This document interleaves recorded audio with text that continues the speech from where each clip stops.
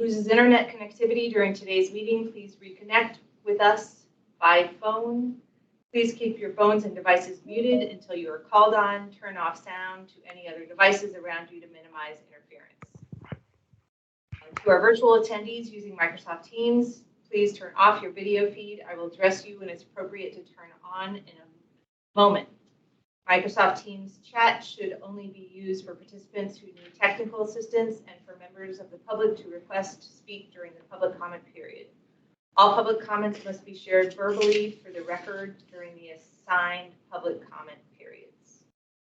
Additional notes for JFAC members and commissioners participating virtually wish to be recognized to speak on an item during the course of the meeting. Please turn on your video feed and raise the virtual hand in Teams.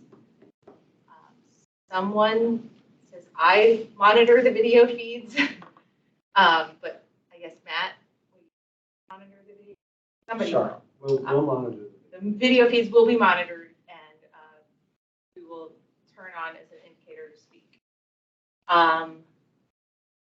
Do we have any commissioners joining us by phone today without the video option?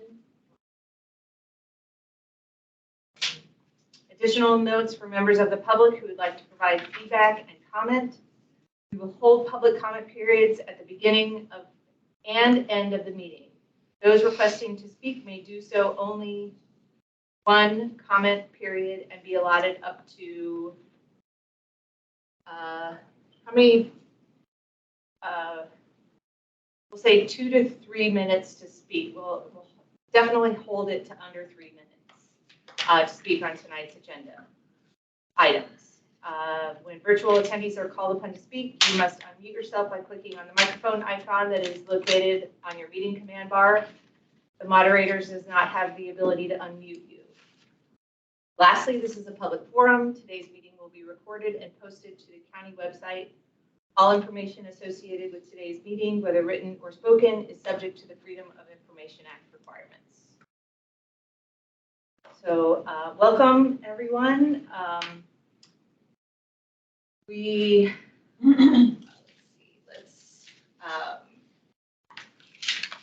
Great to see everyone here. Thank you for coming in person. It is really important. We didn't have a forum in our January meeting, and we couldn't get our business done that we wanted to get done.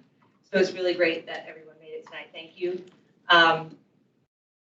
I don't have much of a chair's update other than our March meeting. I think we will formally invite you all to that, but it's going to be a joint meeting with the FAC. And we will be getting a presentation on the long-term facilities. The long-term facilities plan, the long-term assessment. Is it the criteria or? Anyway, it will be virtual and it will be March the 13th. So it's not our normal meeting date. I think it's the FAC's normal meeting date, but that will be in lieu of the JFAC March meeting. We'll have that joint meeting, but I think that will be really interesting to us. So that is. Yeah, I had a question.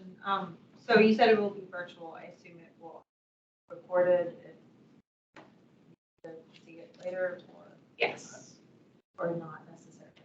So I can check with Michael De Palma. I'm not sure what the protocols are.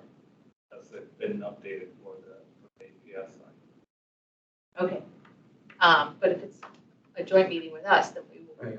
Our county policy is that it would be recorded, so we'll work with APS to Okay, do that, Michael. make that happen. The other chair's update, because we don't really have a liaison, is that Steve went to a commissioners meeting, a virtual meeting on the Virginia Hospital site, and he's going to give us a brief update on what happened at that meeting.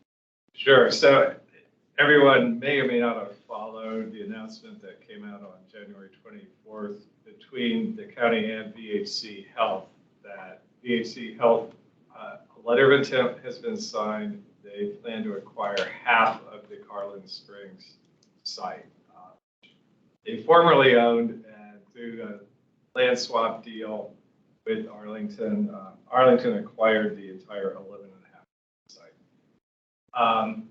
This was apparently novel, that it was multiple commissions being invited to come together to hear the briefing. And it sounds like the county and VHC, in part because they hope to have an expedited process for approvals, thought it would be a good idea to bring commissions together and jointly.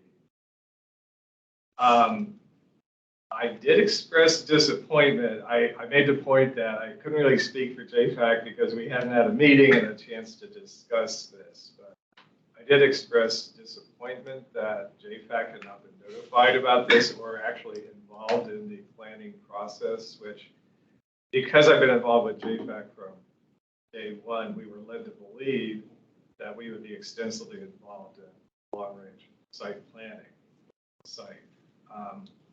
But I also tried to make the point that the community, which I also live in, broadly supports the facility and recognizes the need, pressing need for these kinds of behavioral wellness services. So I think that there's a desire to be constructive and work together collaboratively. But a couple of points I did want to make tonight. One is, I haven't seen any clear indication that there's been any real interaction with APS about this. And I think that's something that we might want to ask as JFAC as to what degree APS is being invited into the picture, consistent with our charter at JFAC. Even though the letter of intent has been signed, there's still potentially could be some co-location possibilities. And I think recent events, if anything, have further highlighted how important it could be for APS to, really have a seat at the table. They are beginning the site planning process, and there will hopefully be a substantive input before the site plan actually goes in. The other thing I do want to mention, it appears to be real that the county is having discussions with Animal Welfare League of Arlington about the north part of the site that the county would retain ownership of. And there, I think, one would hope that they would remember JFAC and that they arguably shouldn't be making a site decision about what happens there without our being meaningfully involved in the process. And I do know the community, these strong rumors that AWLA would like to move their entire operation to that location, as well as open up a wildlife rehabilitation center, which would be a new thing. I think there's a lot of interest in the latter, in part because it could be synergistic with Long Branch Nature Center. But there's a lot of concern about the animal shelter being located there, including, okay, if you're going to have barking dogs 24/7 right next to residences and to patients in a behavioral wellness center, what could go wrong? Unless it's co-location where they can pet the bark. I don't know, I mean, that's a thing, actually. There is a therapy animal. Yeah, I mean, but that's probably not. I personally am trying to emphasize creative and constructive collaborative discussions. But I think those are sort of two things that I think we might do well. Positive sense. And what's going on with AWLA? There's going to be a 500-car underground parking garage, and that would be jointly owned by the county, VHC Health. And questions are being asked about. That's a lot of cars.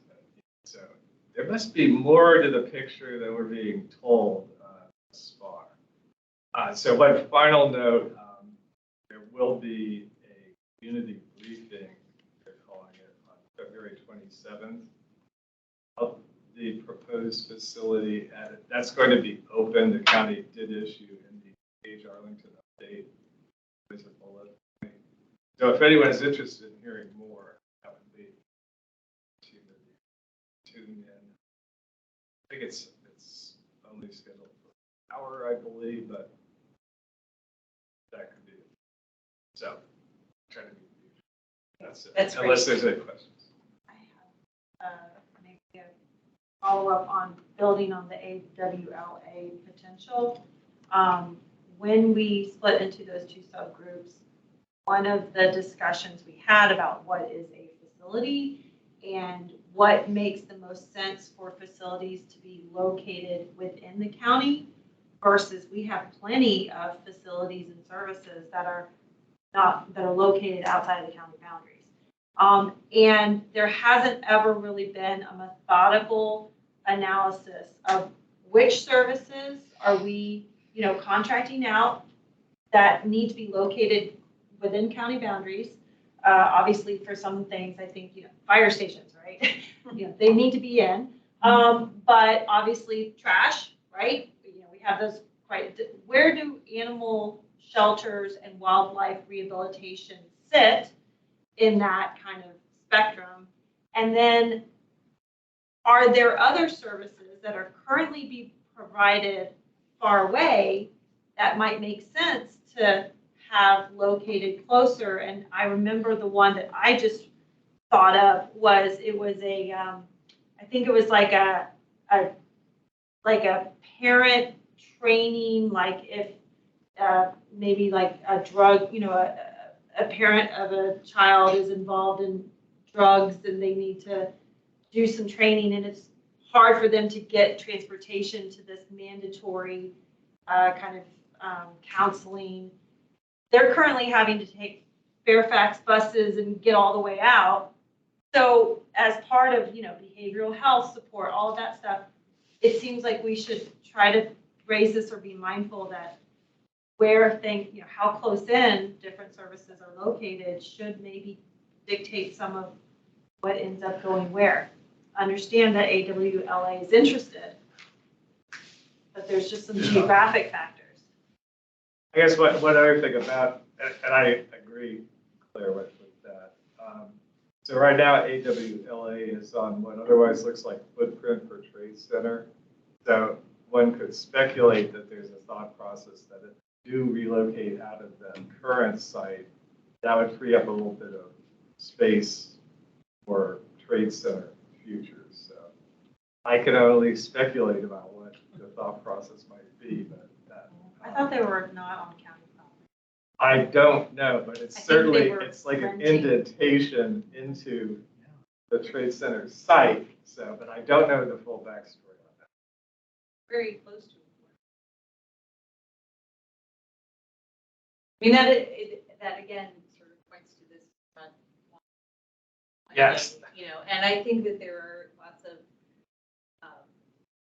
parts of there are the impacts of long-range planning, especially for the Trade Center site, kind of extend far beyond the Trade Center site to buses parked at Quincy site, to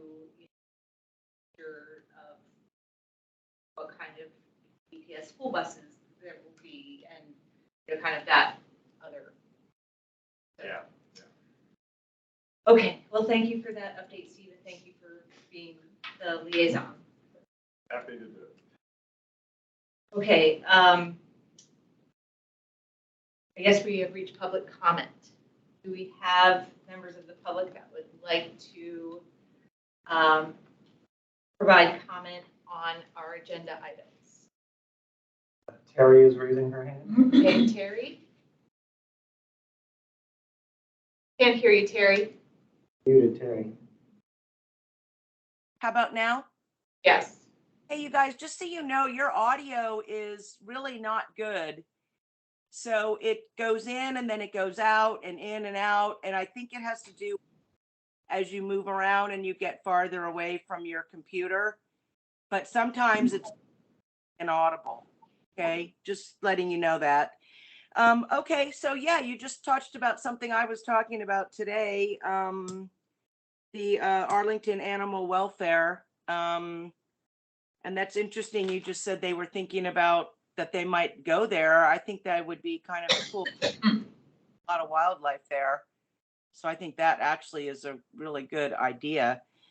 The other thing is you're talking about the joint facilities. And for me, I don't understand, like, if we do this missing middle thing, how are we supposed to park more fire trucks, have more fire stations, build out schools, have parking for teachers, hospital facilities, doctors, school buses. I just don't know where this is going, and it doesn't seem very well thought out, if at all. Actually, I don't think there's been any real planning done on those pieces. And so I would hope that when you weigh in with the county board, that you would please note that and bring attention to it, because the solution is not to build schools on parks. I mean, that's not a good solution. And there has to be some other way. And so bringing more and more and more while we have less and less and less land doesn't make much sense to me. But anyway, that's basically what I have to say. So thank you for listening. Thank you, Terry. Yeah, next is Ann Bodine. Hi, can you hear me? Yes, we Yes. can hear you. Oh, hi, thanks. I'm Ann Bodine. I'm from Lyon Park, and thanks for letting me speak. In 2018, we pledged to add the same number of residents as the populations of Charlottesville and Culpeper, about 63,000. But we did zero planning for new services, and those cities have 20 schools, 29 parks, 4 libraries, and 11 bus lines. So we're already behind the curve. Since then, we've added other density programs, but no added plans for these impacts either. Fast forward to Missy Middle, 6 plexes in all zones. This is a major change and upends the GLUP pledge to preserve and enhance existing single-family areas. It also upends the pledge from former county board member Gutschall that we would not be doing anything like Minneapolis with countywide upzoning. I want to refer you to a lengthy report by Arlingtonians for Our Sustainable Future prepared in January for the board's RTA vote. A link has been provided to you by Mr. Ladd. Most relevant for JFAC, pages 35 to 40, which discuss the budget implications. ASF noted that JFAC on October 26 mulled whether the county would be ready if missing middle projections exceeded 20 infill projects a year. Several commissioners said at the time that you should be advising the property to build schools, and others pondered when you should begin planning other public facilities. You should have begun planning the same day missing middle was announced in 2019. You know the budget pressures we are facing, and we are all going to see our taxes rise yet again. Finally, I hope you look into other ASF points in that paper, backed up by FOIA information and deep research that take issue with other county claims, including, this isn't a change from low-density land use. This is not more harmful than single-family zoning. It fills a critical housing shortage, when the real housing shortage is for low-income housing near transit. It will be senior-friendly. It will reduce development in outlying suburbs. It will be family-friendly. It will increase racial or socioeconomic diversity in North Arlington. I leave you with another imponderable. The county's cheapest 3-bedroom missing middle unit is projected to come in at about $1.1 million, 32% higher than the median 3-bedroom sold in Arlington in 2022. It will require a household income of 237% of area median income. I hope you dig a little deeper to go beyond the top line talking points for this plan. It deserves much deeper review and some critical thinking before it is passed. Thank you very much. Thank you, Ann. Next. We've got BR, I assume is Bill Roos, is that you, Bill? Yeah, hi. More of a question, which is back last April, JFAC sent the report on the research question number 3. That was the missing middle, as it was being, how it was being implemented in other communities. So my question is, has JFAC received a response from either the county board or the school board to that report? Is that the end of your comment, Bill? Yeah. I just was wondering, did you get anything back from the county board or the school board when you sent them that report? I will answer that, and The answer is no. We did not receive any. I received a very formal reply from the school board office saying that they received it. But I did not get a formal response from the county board. I did, our county board liaison did recognize it, and I had several conversations with her about it, and we are, I don't know if you noticed on tonight's agenda, I hope we can approve a letter tonight that's bringing back up the recommendations we made in that report to the county board before they, that we're hoping to approve it tonight so that we can get it sent to them before the March vote. Okay, and I appreciate that. Thank you very much. I assume that was Chair Stacy there? Yes, that was Stacy Snyder answering. I think when we sent that report, I think in April I was acting as chair because Kathleen was on family leave, and yes, so I would have received the report. I would have received feedback.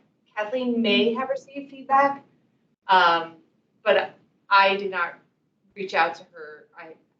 But I can't speak.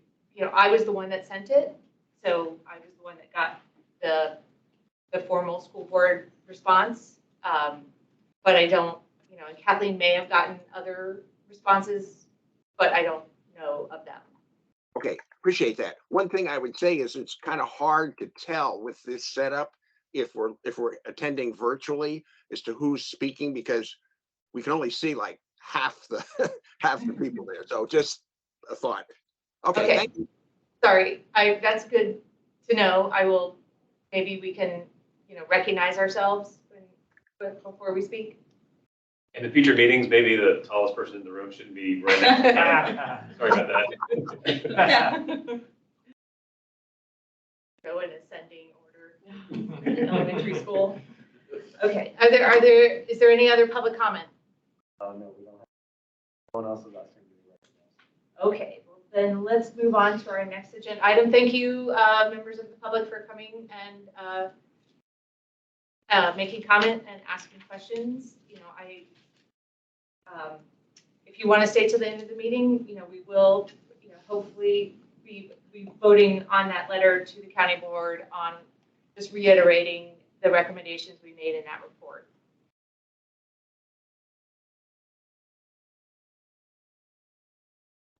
Okay. All right. So the next agenda item, we have an update on projections and forecasts. From. You want to introduce yourself? Sure. Who are here? Robert Ruiz, APS staff.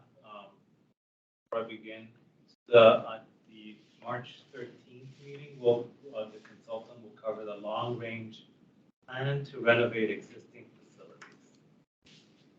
That's the name of the study that they'll be covering. Let me project my.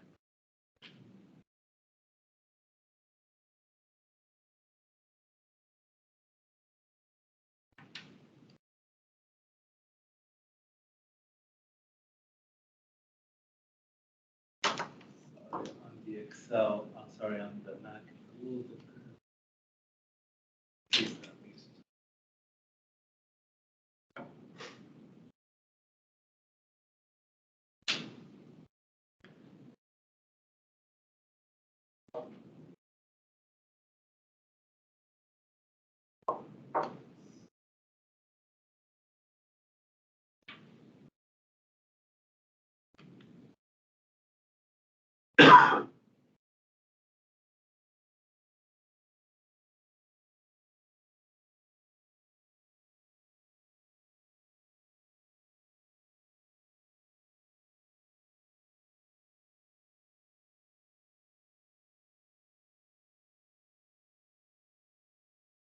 There.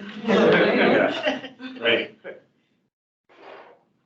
So, yes, so good evening again, Robert Ruiz, APS staff. Next slide.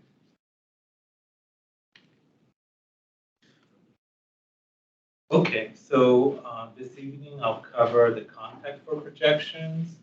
I'll cover the fall 2022 10-year projections themselves, and then lightly touch on a document called the Projections, Budget, and Staffing Timeline. It's a draft infographic. And I'll hand it over to Elizabeth and Emily, and last we'll cover Q&A, questions and answers. So if you could please hold your questions till the very end, and we'll just go through the presentation. So some background on projections. Projections are only for grades K to 12. Pre-K is not projected. So pre-K reflects an allocation in the prior year's fiscal budget from the Office of Early Childhood. So again, pre-K is not projected. Projections use the current September 30th enrollment as a base or a starting point, and this is by school. It uses the most current enrollment trends from the last 3 years. It's prepared annually in the fall for a 10-year time horizon. The approach was last reviewed and updated in the Community Facility Study. And there's extensive data sharing with my two co-presenters here. So with Arlington County government. So that includes sharing information on the housing unit forecast, which is updated every year, existing housing stock, again, updated every year, and the birth forecast, also updated every year. So let's look at the components for projections. It uses the latest September 30th enrollment for each school, and that's used as a base or starting point for projections. Added to this are actual and forecasted births from the county, and those are used to project incoming kindergarten enrollment 5 years later from those. And then grades 1 to 12 projections rely on school by school and grade by grade student progression trends. And then the county's housing forecast is used to estimate enrollment from future housing. And this is done by every attendance zone, so elementary, middle, and high.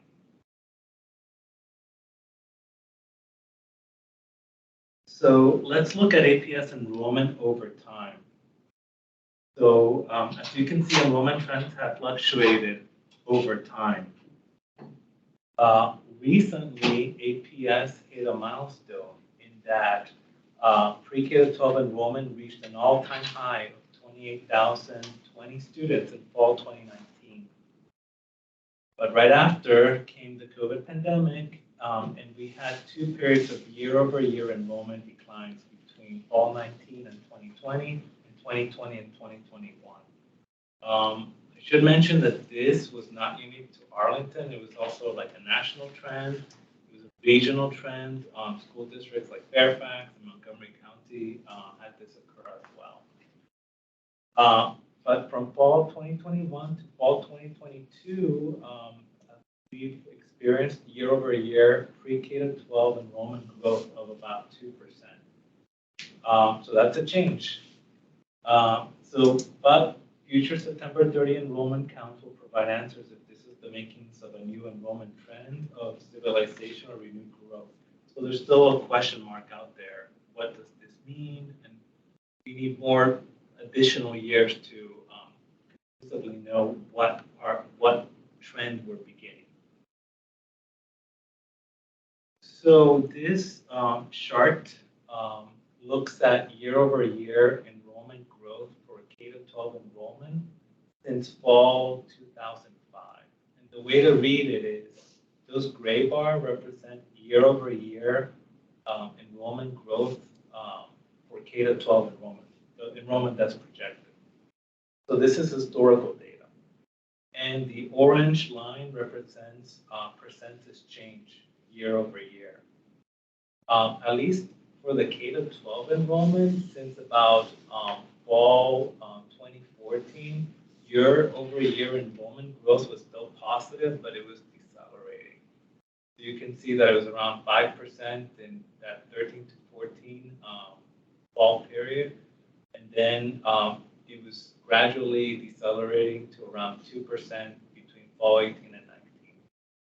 It's worth mentioning that per the community facility study, which had definitions for types of growth, growth of around 2% or above is still considered high when you compare it nationally and among peers. So even though growth was decelerating, it was still high. And then between fall 19 and 20 and fall 20 and 21, you see the impacts of COVID. And again, between fall 21 and 22, we've seen a rebound of 1.7% for K to 12. This chart can be read the same. The gray bars represent the year-over-year numerical change, and the green lines represent percentage change. But this applies only to K to 5 enrollment.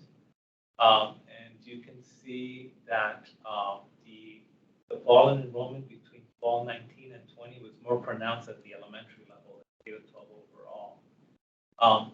But the increase of enrollment between fall 21 and 22 was very similar to the K to 12 trends overall, 1.7, 1.9 for elementary. At the middle school level, it's a different narrative.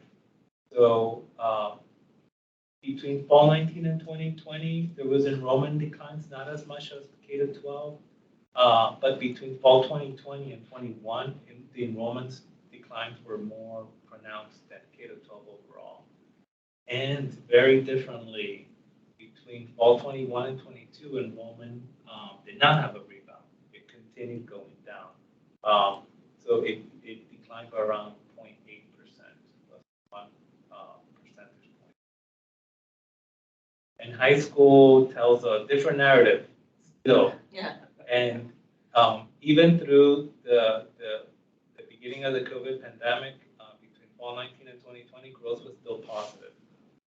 Continued being positive between 20 and 21, and between fall 21 and 22, at 3.4%, that growth, year-over-year growth was higher than K to 12 or elementary. So earlier I mentioned that those actual birth counts and birth forecasts are important to projections because they are used to project the number of incoming kindergarten students 5 years later. One thing to note on this chart is those gray bars, which represent actual historical births that occurred to Arlington County parents. So this would apply to births even if they happen, for example, across the line at Sibley Hospital in DC, they would still be counted as Arlington births. But since about 2016, you can see that for the most part, we've had year-over-year declines in actual births. Of course, that would have implications to projections. And then Elizabeth and Emily every year provide APS with a forecast of births from their COG model.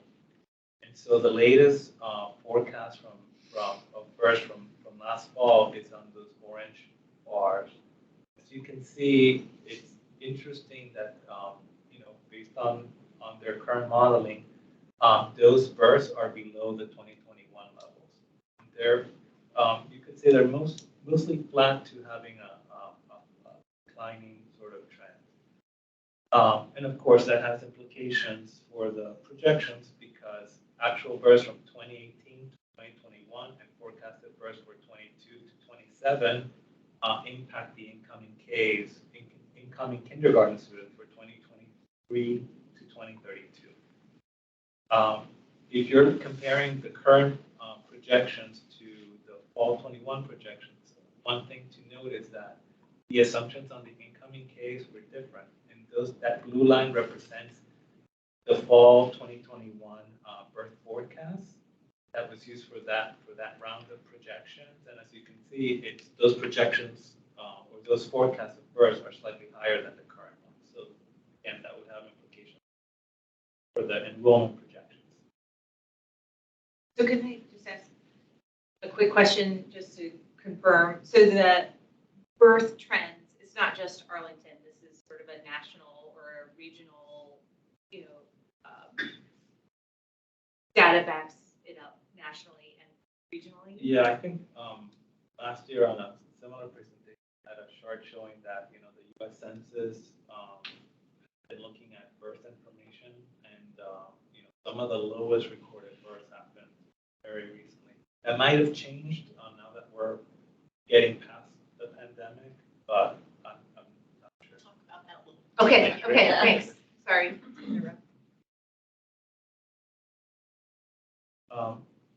So one of the other components to those incoming kindergarten projections, and by the way, the kindergarten projections are the most difficult ones and the ones that have the most level of uncertainty because the students are not in EPS, obviously. But besides looking at actual births, another data point that we look at is something called birth to kindergarten ratios, and those are done by neighborhood elementary attendance zone. So these numbers are APS system-wide, just for illustrative purposes. But when it comes to projections, these are done attendance zone by attendance zone. But system-wide, what you can see is that since about 2015, 2016,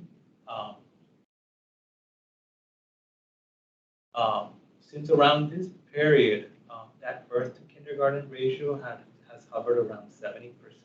So what that means is births occur 1 year. Around 70% of that count of births are counted as incoming kindergarten students 5 years later. We keep track of this year after year after year, but that 5-year distance is time. But with the pandemic from around 21 school year, that's fallen below that 70% threshold.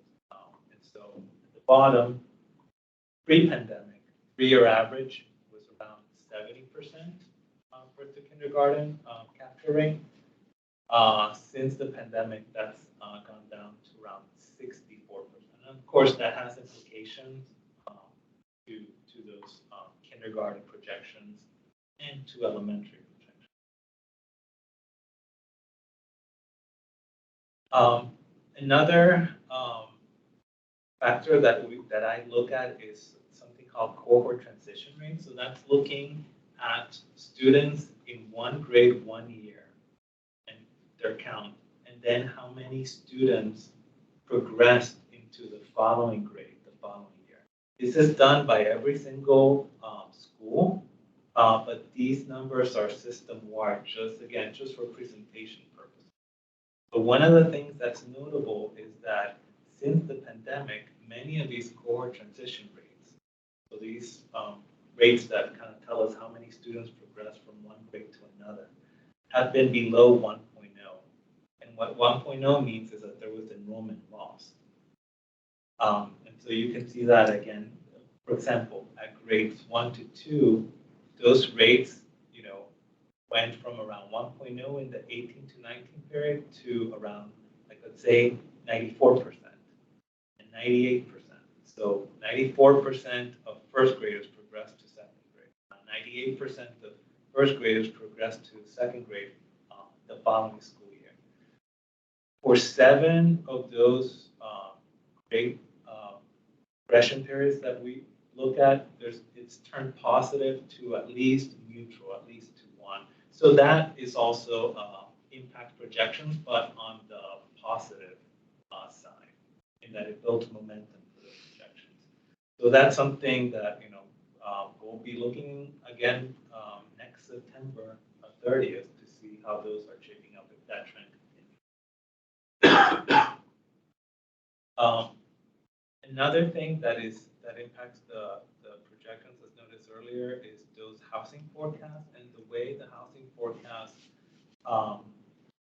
works in the projections is that student generation rates are applying to that housing forecast. That housing forecast is disaggregated by every single attendance zone, elementary, middle, and high.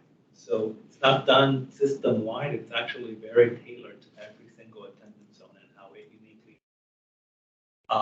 in terms of the student yield by unit type and affordability level.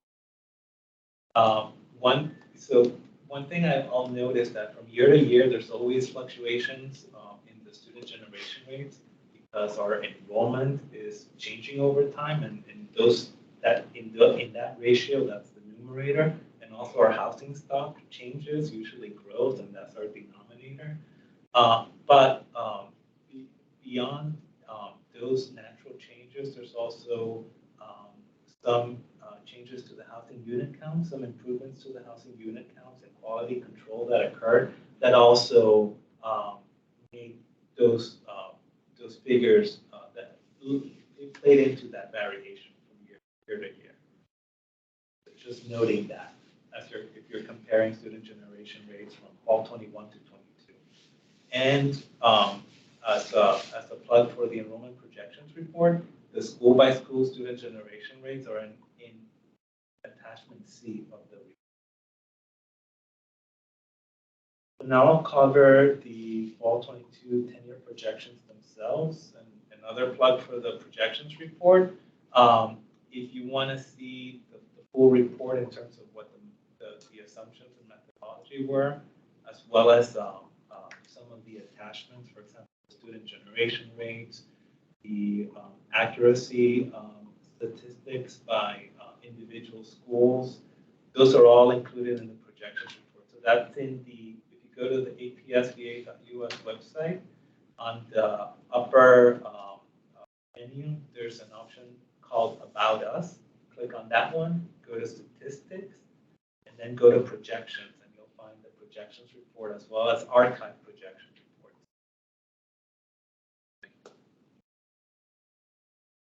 So looking at the projections, and looking at it, so the projections are done every year in the projection, 10-year projection period, but let's look at it at 3 points in time, 1 year out, 5 years out, and 10 years out.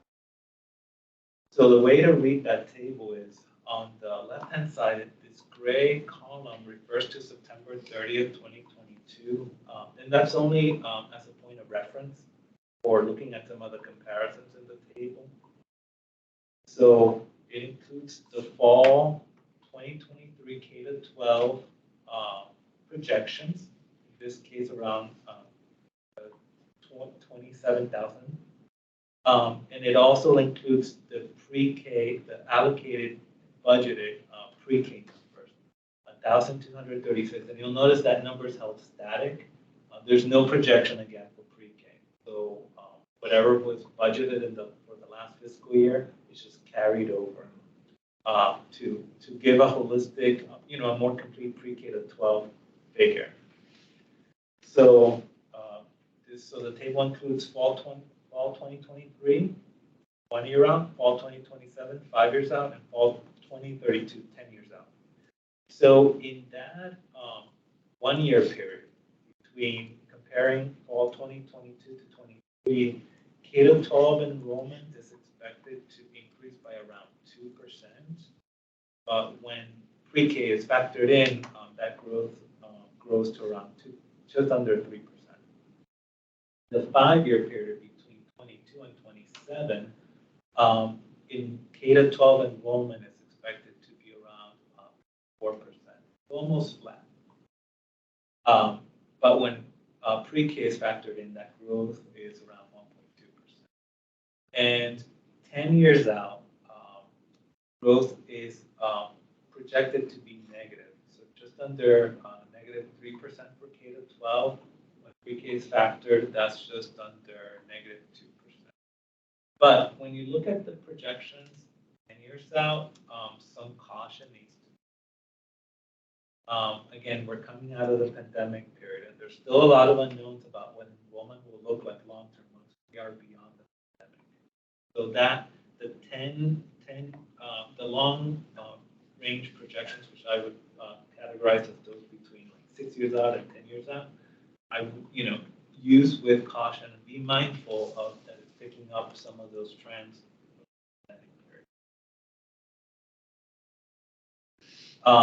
So this chart shows pre-K, it divides K-12 and pre-K. So those gray bars represent historical K-12 enrollment, and at the bottom is the pre-K historical enrollment. And again, like the high point for enrollment occurred in 2019,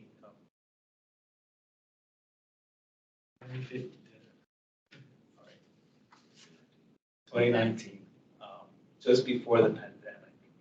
And then for the projection period, the high point is expected to be 2025, with about 27,120 projected K-12 students. And then you add the 1,230 budgeted pre-K seats. So that, and after that 2025 period, then enrollment is at least projected for the time being as steadily going down year. Another aspect that's covered in the report, and it's worth noting in this presentation, is the accuracy figures for the projections. So this, in the enrollment projections report, accuracy information is provided for every single school, elementary, middle, and high. So this is just system-wide. But the thing to note is that, when we, those of us who do the projections, what we strive for is to be at least a percentage point positive or negative from the actuals the next fall, the following fall. With the pandemic, that was more difficult to do, and so the accuracy went from around 100% in that 2017 period to 99% in 18 and fall 2019 to around 93% with the impacts of the pandemic, and then 92% by fall 21. With the fall 22 projections, accuracy is again within that 1% threshold at around 101%. Is that 392% correct? Pardon me? Is, That's for specialty programs. okay. Secondary. Yeah. Yeah. So this one for the secondary, not projected in this year would include the virtual. So when the projections were done the prior year, there was no expectation or knowledge that there would be virtual.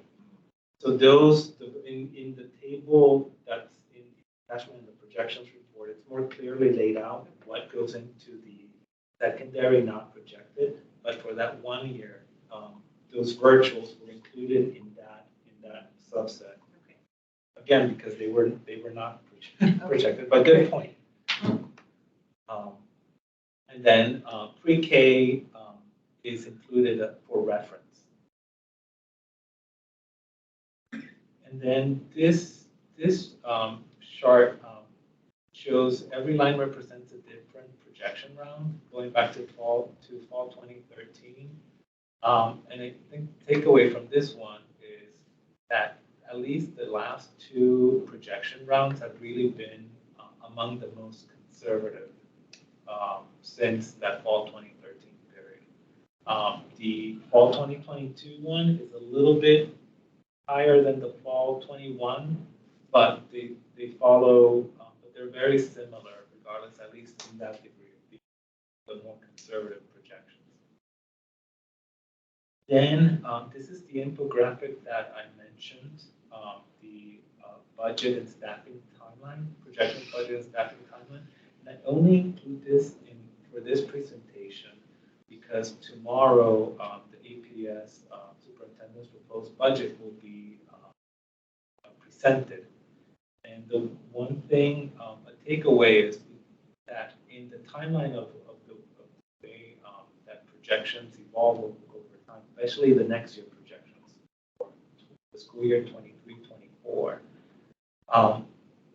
All projections were released in December, and that includes this upcoming school year's projection. The superintendent will present the superintendent's proposed budget tomorrow, but that will still reference those fall projections for the year upcoming. Those projections will be updated, at least for that school year, with some of the tools to manage enrollment that are included in the enrollment management plan, which will be published in a couple of days. And so that will be known as the spring update to the 2024. And it will be that updated projection that will then factor into the HR meetings that HR will have with all the principals in terms of hiring and staffing. And it'll also figure into the school board's proposed budget. So just wanted to highlight that point. Turn it over to Elizabeth and Emily. Robert, we're gonna second here together.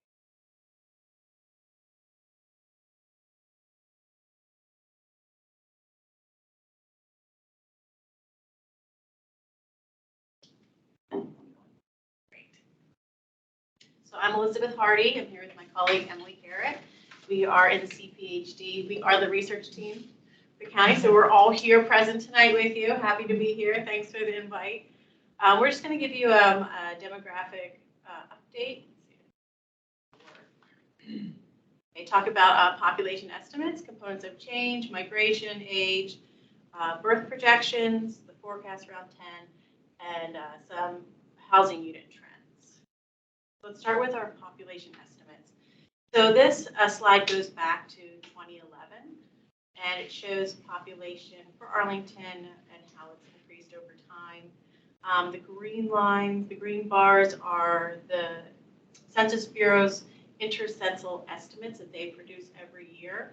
The pink line is the 2020 census. And as you can see, the Census Bureau estimates that we lost population in 2021.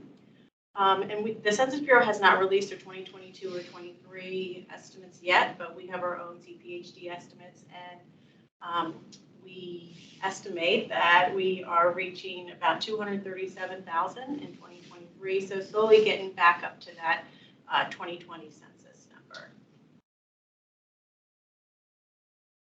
So I'm sure you all have heard components of change. That's what really changes the population. You have births, deaths, and migration. Births minus deaths is called the natural increase, and we get that data from the state on an annual basis. And while the number of births in Arlington are about 2.5 times that of deaths, we still have trends that can lower that overall natural increase.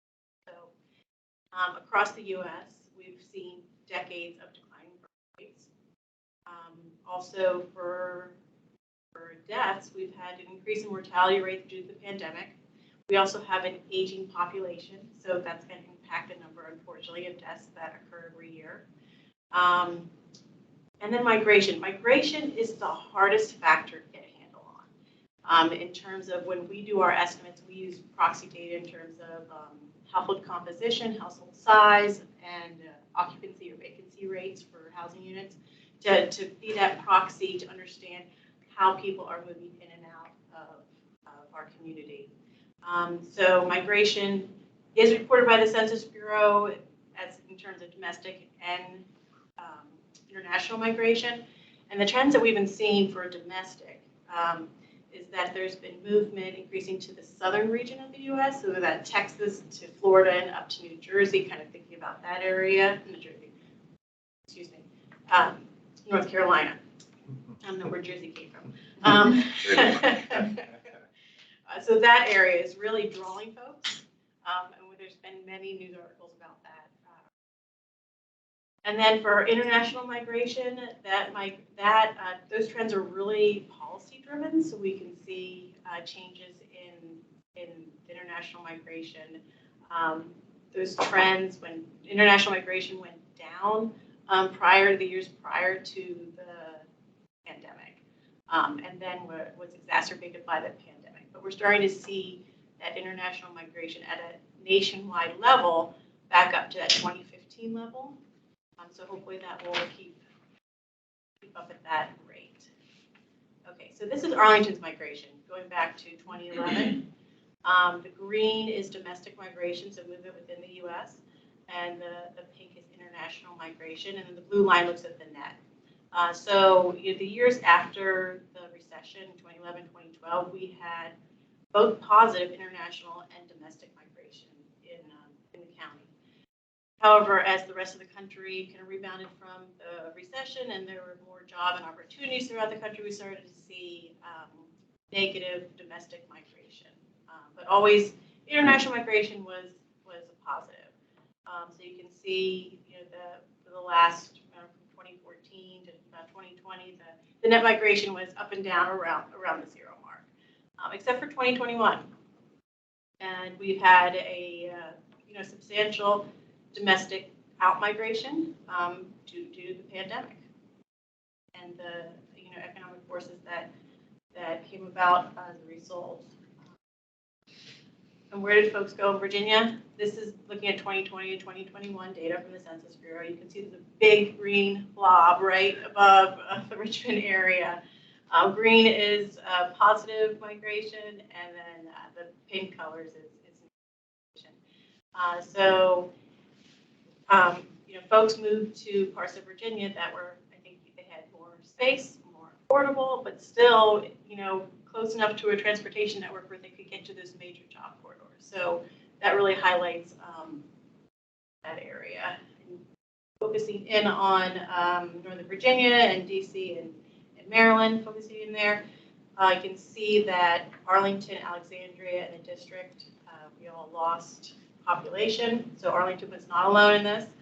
And even out to the larger jurisdictions of Fairfax, Prince George's County, and Montgomery, we all saw decreases in population. Even though Loudoun and Prince William, they saw increases, it wasn't anywhere compared to any increases that they've had in the past. So let's look at our population estimates by age. What we did, we broke it down to 5 different age groups. So the under 20, 20 to 34, 35 to 44, 45 to 64, and 65 plus. And this looks at 2010 to 2021. So the 2010 census and then the 2021 population estimates. And Arlington's population overall grew about 12% through that time period. So you'd think, each age group would be something similar, but really there's a couple groups here that stand out, one being those 20 to 34. So all decline by 10%. And another group is those 65 and older, so all increase by 50%.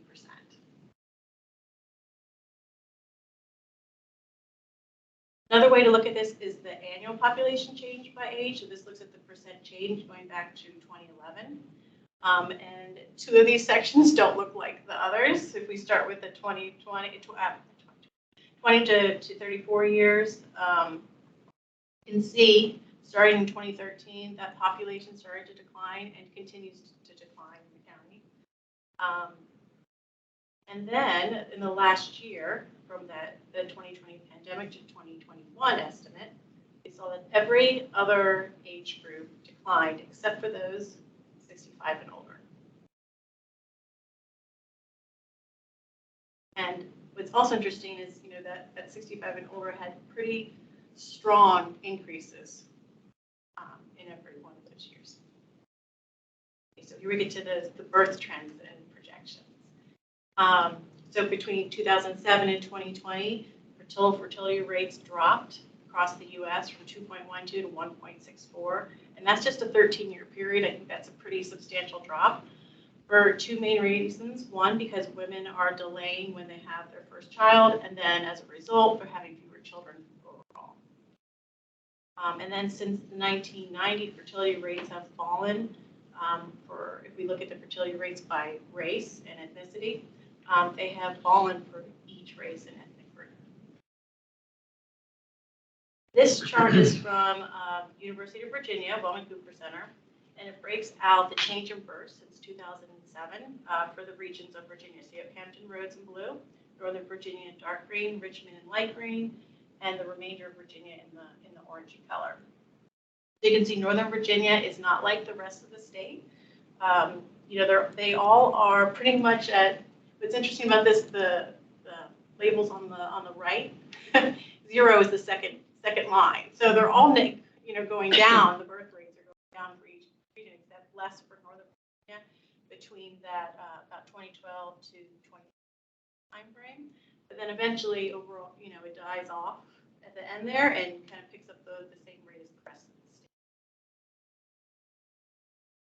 This just looks at the overall births, number of births to Arlington residents going back to 1995. So I know Robert had some of this data in his presentation, but going back to 1995, this is the lowest we've had in this 26-year period. And I thought when I was looking at this, well, I wonder, is it the lowest we've ever had? So we have to go back and see if we can find that data if it's available to see if we can go back and see when the last time we had births at this rate. 2021, definitely the lowest. Several. So just without trying to get too confusing about how we do the birth projections, as a result from the community facility study, we have a model that was built by RLS Demographics. That was one of the consultants from that study. And it's a model that's based on census data and population counts. And what it does is it uses rate tables for survival, migration, fertility rates, and it projects the population forward. However, every year we get updates with how many actual births have occurred. So we go in and we calibrate the model so that it meets those actual births in the output. And then we also calibrate it to our forecast population. So we change the crude migration rate, total fertility rates, based on what we're seeing and what we're seeing with other data, and also to meet those actual numbers that we're getting. And what is produced is births in 5-year increments to meet the forecast increments. And we do a magic formula to create them in a 1-year average descent of Robert, and that's what he was showing you on. I'm going to hand it over to Emily to talk about the forecast. Great. So I will briefly discuss forecast round 10.0. So CPHD participates in the MWCOG regional cooperative forecasting process, with the most recent being conducted in the fall of 2022. So we submitted a new forecast for Arlington, which breaks down housing, households, population, and employment in 5-year increments for a 30-year period from 2020 to 2050. And this is our first regional forecast to go to 2050. We look at the current housing stock as well as county board approved plans, the general land use plan, and zoning to identify areas that will also likely accommodate additional housing units. We apply factors, occupancy factors to obtain households, and an average household size is applied to obtain the household population. So this is the resulting forecast population. As you can see, between 2020 and 2025, the growth is less than the other 5-year increments. This is because of the population decline due to the pandemic. We estimate that the population will reach over 245,000 by 2025 and climb to over 300,000 by 2050.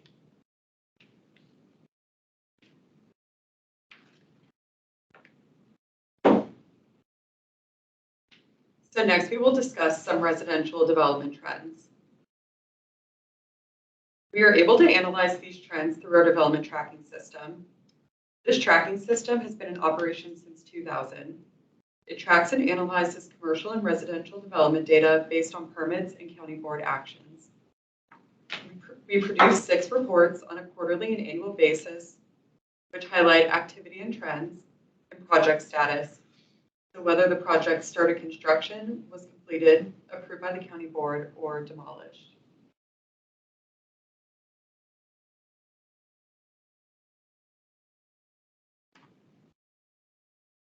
This graphic shows the net new housing for all units. Green shows multifamily and pink shows single family.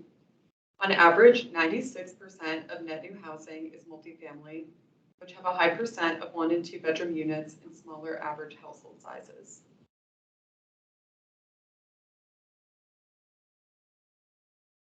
This shows the change in single-family housing, including detached and attached homes.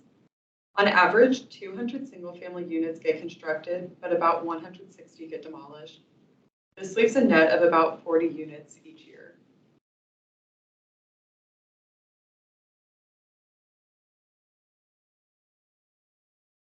Multifamily sees many more new units constructed than demolished. This is driven much more by economic forces, and the amount of construction is cyclical. On average, there are 1,200 new units and 60 are demolished. This leaves a net of about 1,140 units each year.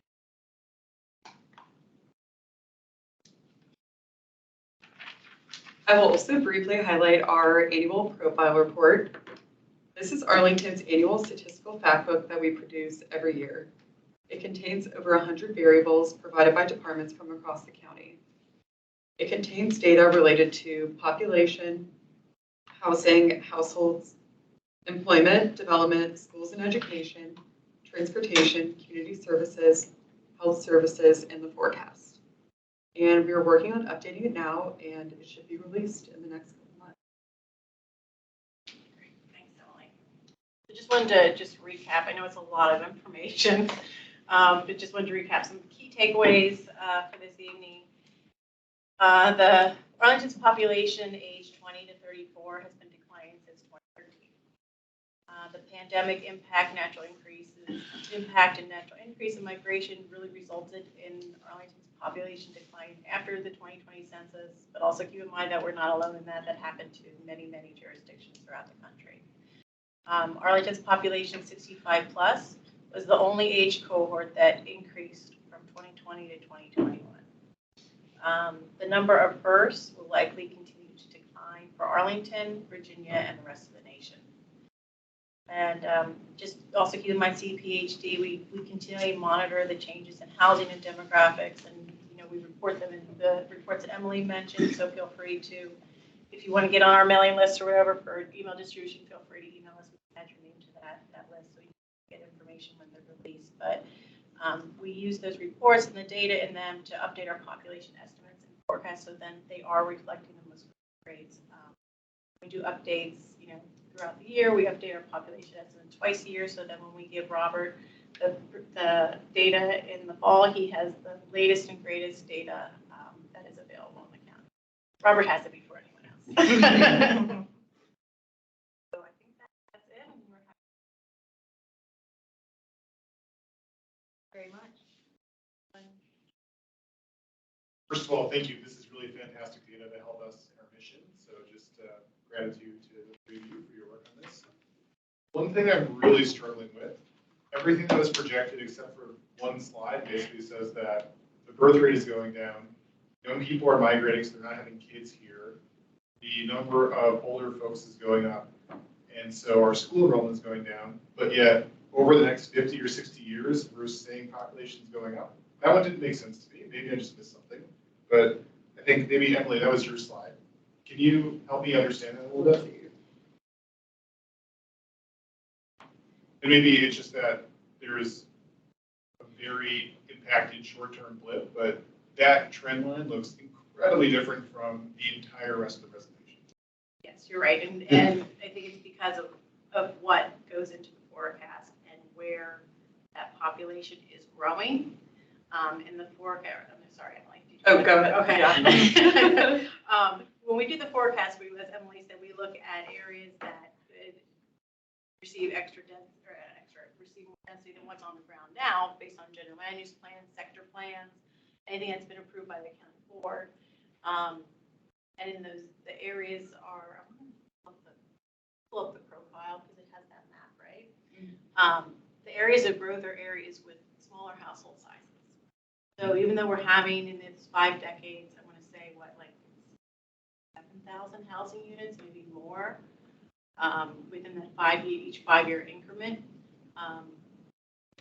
it's producing people, but it might not be producing kids. If that makes sense. Sure. Yeah. You go to Arlington profile. I guess I'm not sharing my screen. I will. Yeah, well, Elizabeth is pulling that to her point, multifamily units. If you look at that student generation rates table by attendance zone, so multifamily units, especially market rate, which are the majority, they produce, on average, they have among some of the lowest student generation rates.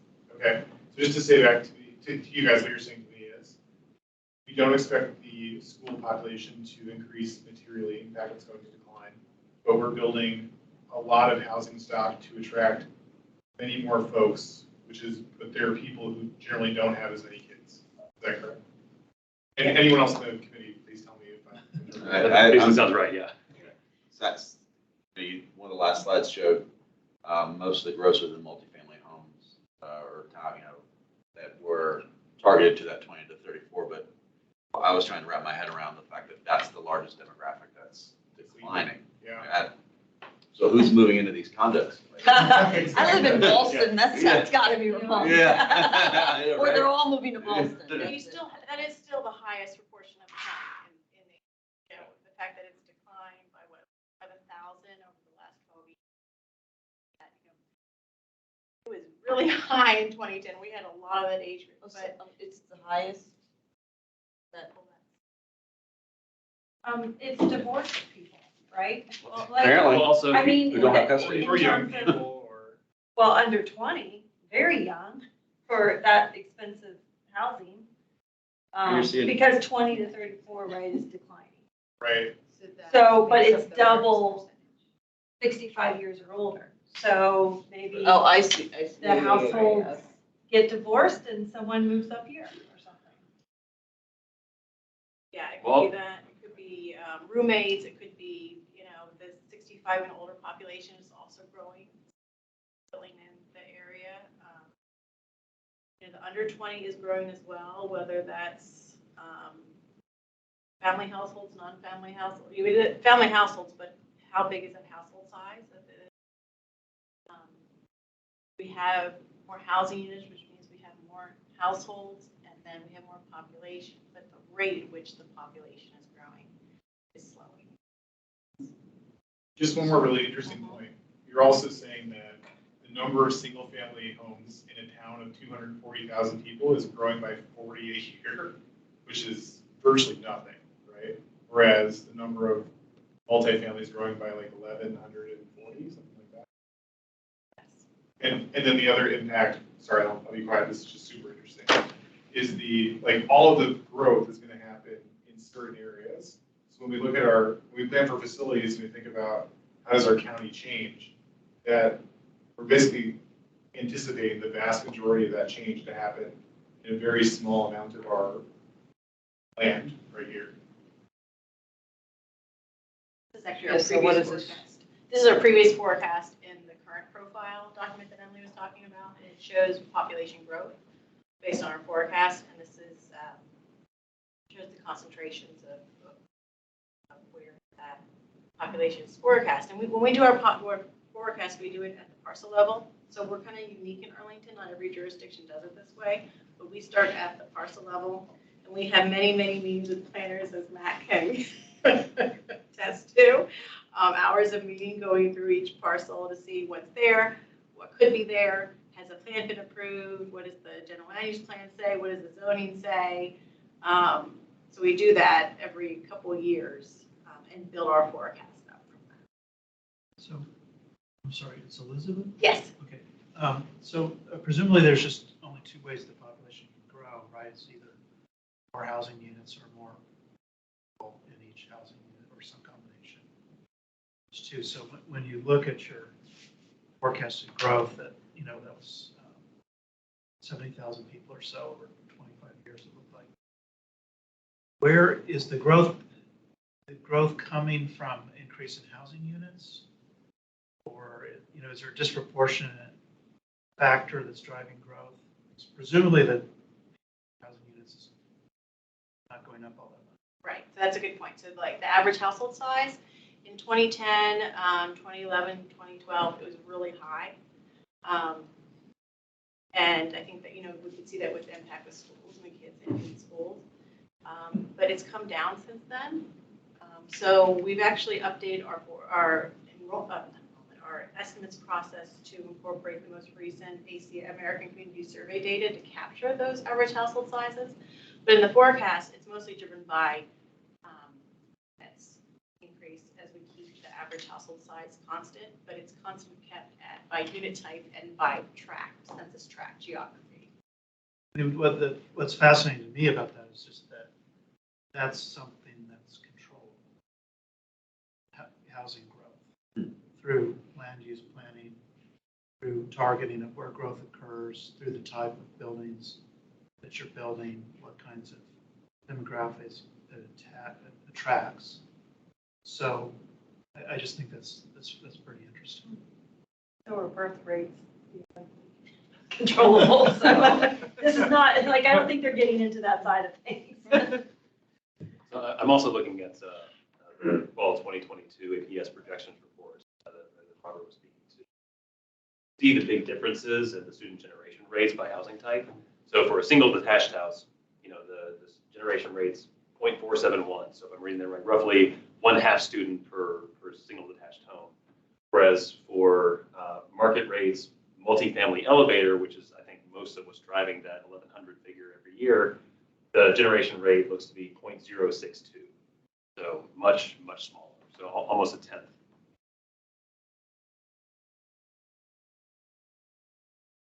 I have just a couple questions.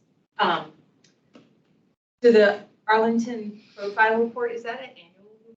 We do it annually? For how many years?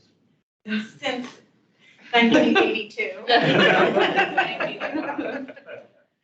We weren't doing it back then. It's interesting. My background of involvement is more in APS, so I'm more familiar with APS kind of projections and those reports, but so that is very interesting. And then and just another question I had in terms of like the demographics and the breakdown of ages, does that change like as the population ages, or does that stay pretty static? Like with an elementary school, you see a cohort of students big cohort of students enter elementary school, and then you see that sort of adding to, and then 5 years later they hit middle school, or 6 years later they hit middle school, and then you see that the middle school projections go up. And so if do you see a similar thing with age cohorts, or does it stay relatively static in terms of like the 20 to 34-year-olds kind of come in and then move out, and come in and move out, come in and move out, but they don't kind of stay in age in Arlington? Yeah, thank you. Arlington has always had that little bell at that 20 to 34 age group. We do see them come in and out. They're very mobile group, but there's a lot of them that come.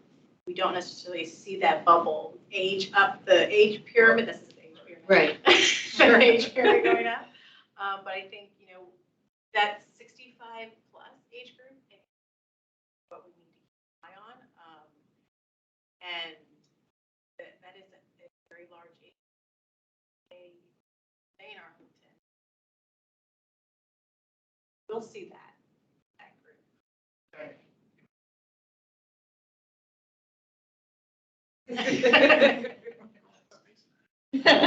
Yeah, really.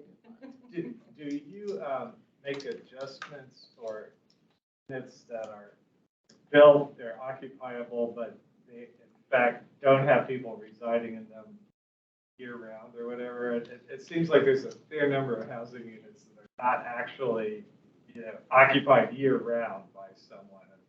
How do you handle that? Do you see secular changes over time in that? Yes, so we look at vacancy rates for single family and then also for multifamily housing.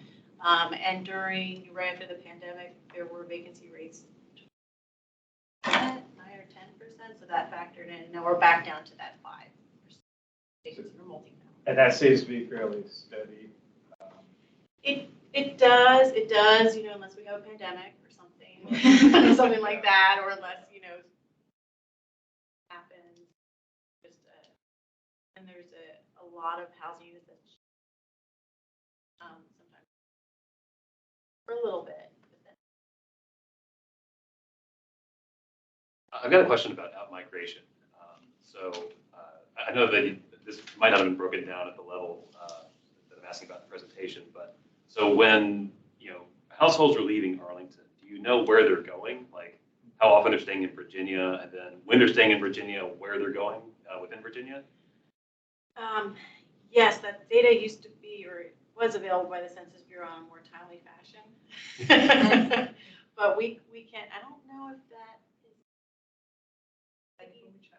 wasn't, they do have data from county to county migration flow, and I think the recent, that's not really, we could tell from previous decades, but. Well, if you look on Twitter for "Don't Arlington My Richmond," that might give us a clue. That's a phrase. Don't Arlington My Richmond. In past years, it's been Texas, outside of Virginia, moving to Texas and Florida and California. And in Virginia, like how often is it Richmond versus like Fairfax or Loudoun? Or is there a way to say? Yes, we can look at that. Let's look at that. I'm not sure we have the latest data, but we can. And just I'm not hiding the ball. I think you've actually provided something on this before. I just didn't see it in the presentation, so I just didn't want you doing any work over again. We'll find that in. A question for you. I'm just trying to understand the predicted decline over the next few years when you take out the last 3 years for the pandemic, we were on a positive projection. The next 5 years, it goes down for our schools. Is that using the 3 years of pandemic data, or is that other trends that are just kind of exacerbated by what happened during the pandemic, or are we kind of waiting to see, but keeping that downward trend just in case? The projections use September 30th snapshot. So every September 30th, the things that happen is that the number of cohorts actually went down. So the base, so there's a starting point, and that's done by every school. And so for many of the schools, for example, like middle school, that base is lower. So that would impact the projections.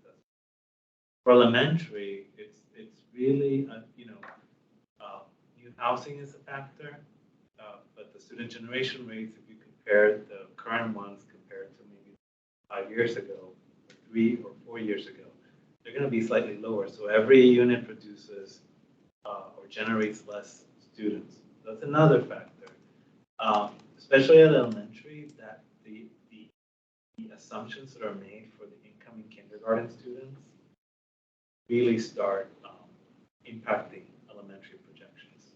And then they also impact the long-term projections. If you think about it, the number of births have been going down, actually, just like the actual numbers, not just the forecasted. And 5 years later, there's an implication for the incoming kindergarten students. But then the capture rate has been going down. And so the impact is twofold.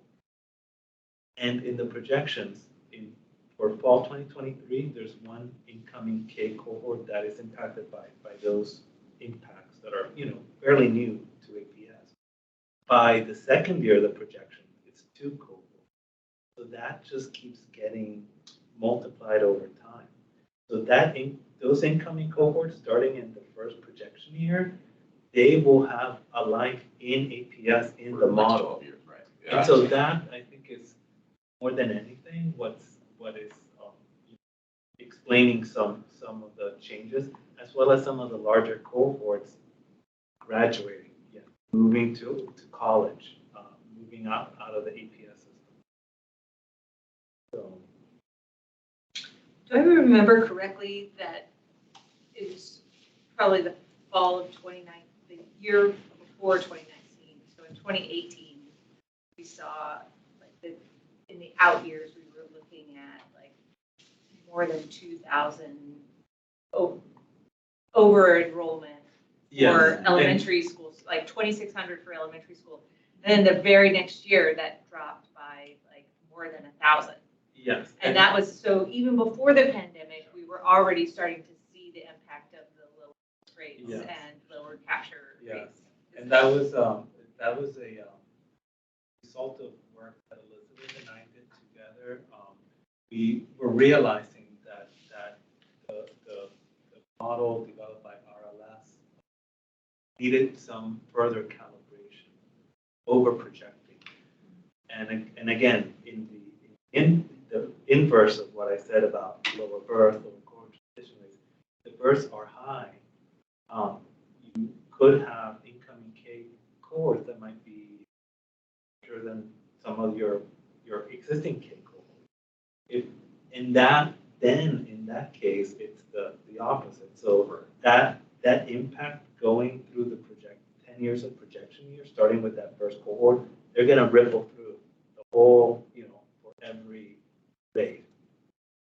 So We did see the reality of that from starting in 2010, where the actual kindergarten cohorts were larger, every year coming in. And that's one of the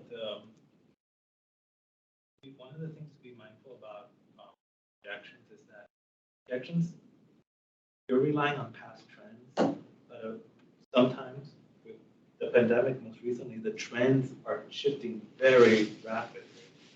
And so that, what you're relying on to look forward is not necessarily reliable at that point in time because things are shifting so quickly.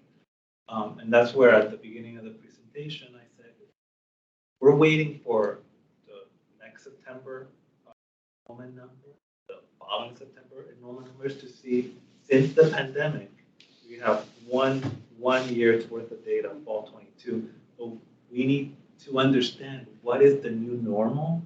We need more data points. Oh, one last question. Do you see any change in like people moving in or out that could change, or is it really captured by the housing types? This is a highly transient workforce with the federal government, and various agency stuff. And I'm glad Elizabeth is here because one of the ways that the enrollment projections factor in and out migration is through the birth forecast. I'm not sure if you want to add anything to that.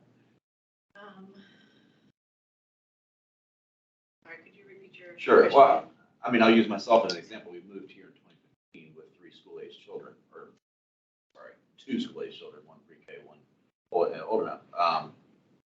We weren't on any in the 2013 or 2014. I wasn't on anybody's radar.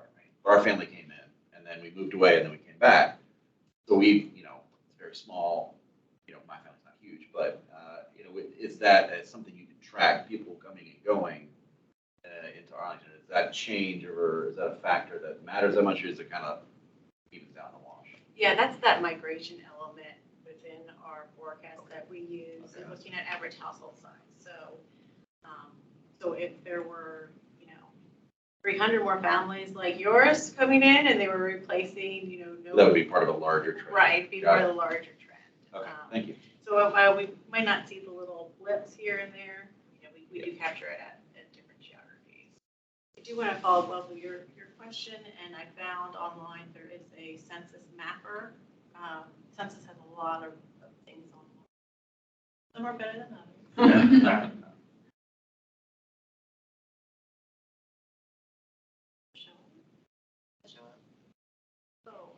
Colors don't look that great, but okay. So this is the latest ACS. No, this is the 1 year behind. This is the 2016-2020 American Community Survey. It shows county to county migration. I guess it's the Census Flows Mapper is their fancy title for it.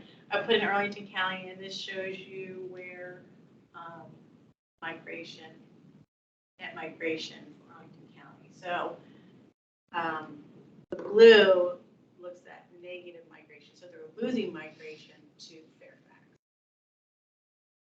So that's the deepest color. We can zoom out to the whole country. That shows you where Arlington, oh, someone to Alaska. And Hawaii, that's probably a better one. That's online, hopefully. Latest ACS is 2020.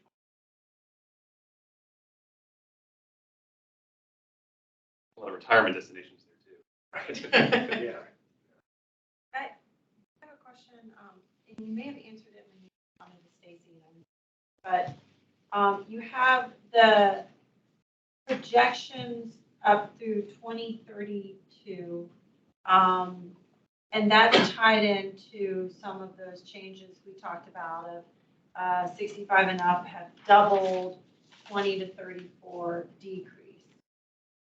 Is that also built out through your projections through 2050? I mean, I think you answered this, but I just didn't catch it. With the idea that, let's say in 2032, the percentage of the over 65 here is 12%. Does that mean that in 2050, you're thinking, yep, it's going to be 35% of them are all 60? Like, does it just continue, or are you agnostic about that? That's a great question. So you're asking, are we looking at age when we do projection, and if it's in that aging population, are we counting? Do we need to start thinking about turning schools back into community centers 30 years from now? That's what I'm asking, essentially.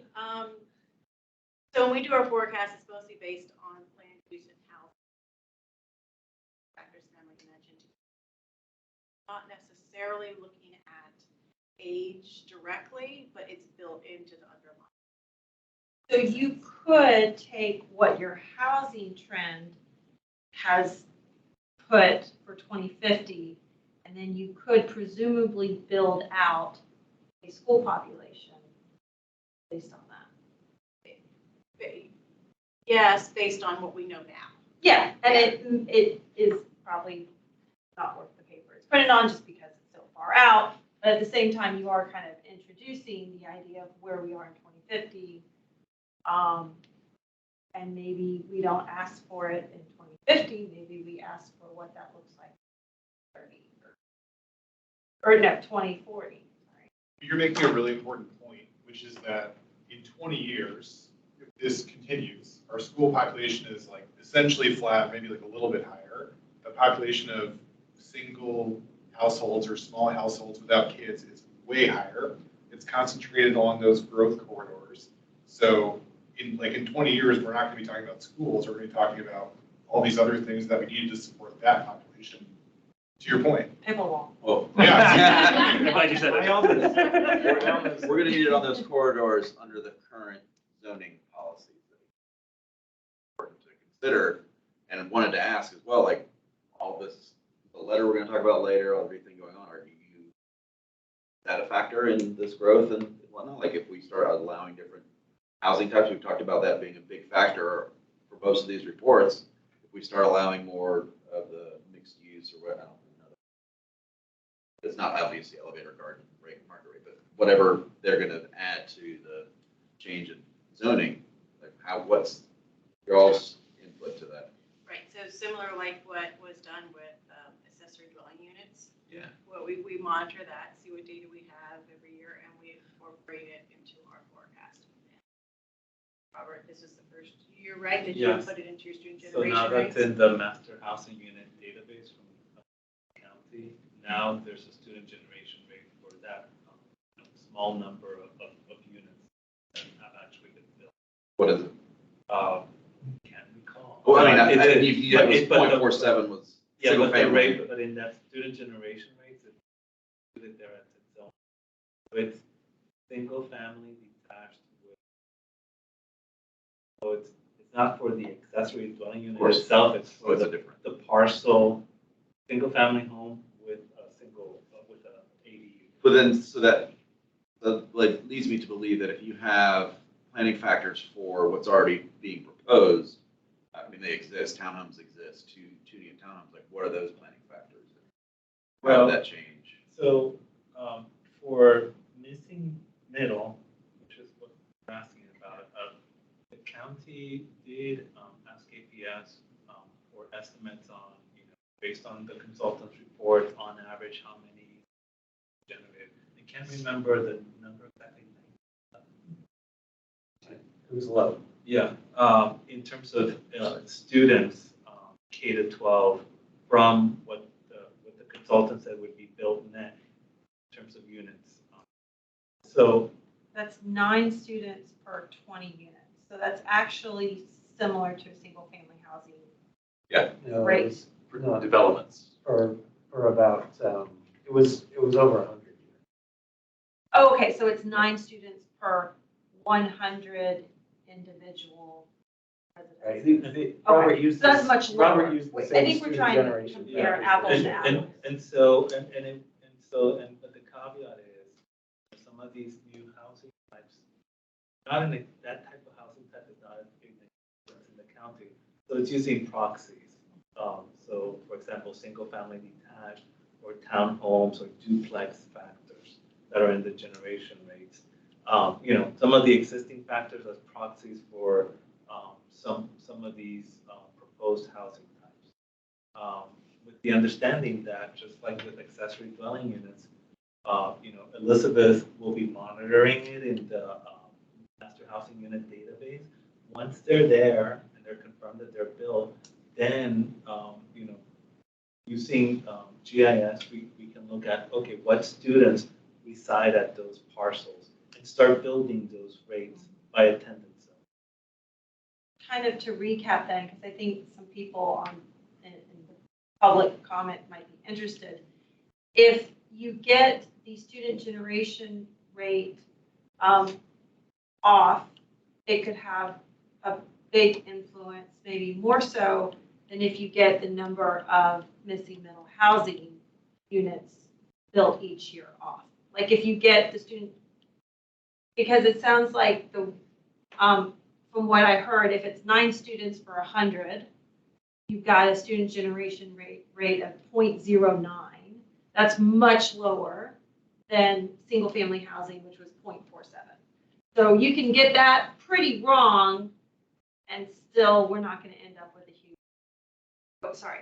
We would have. We would, yeah. If you get that wrong, we could end up with a lot more versus if it's double the housing and it's 200 units instead of 100, that's not going to impact the student generation if you got it right. I don't know. Maybe that's not useful for others, but I think it's helpful for When me you to update understand. the student generation factor every year based on actual Yeah, data. and again, Yeah, the But we're talking proxies- about like the launching off the cliff into the great unknown right now. Yeah. Just like what? Yeah, I think there's a lot of concern about, not just for schools, but for all facilities, as our charter Yeah. is for, what are all these extra units going to, getting ahead of myself. Right. Answer, but, it's schools, it's parks, it's parking, it's all the things that, make Arlington a great place to live and raise a family or grow old in if you're over 65 or whatever, your situation is, I think. Interesting that the way the population changes is tied to housing types, and we've got this big question mark as a community to try and think about. I mean, for me, kind of looking at that, the growth of Arlington into 2050, it sort of underscores kind of the research that we did in our report, where a lot of the jurisdictions that adopted missing middle that we studied did it as part of this long-range visioning process for the county, and how it's sort of a visioning of how we want our county to look like in the future, and it communicates to the public that there is thinking about how we are going to accommodate 74,600 more people in Arlington, which is land constrained. We're not making any more land. I mean, that's something that we have to think about. I mean, when you think about that, you also have to think, well, yeah, we need new housing.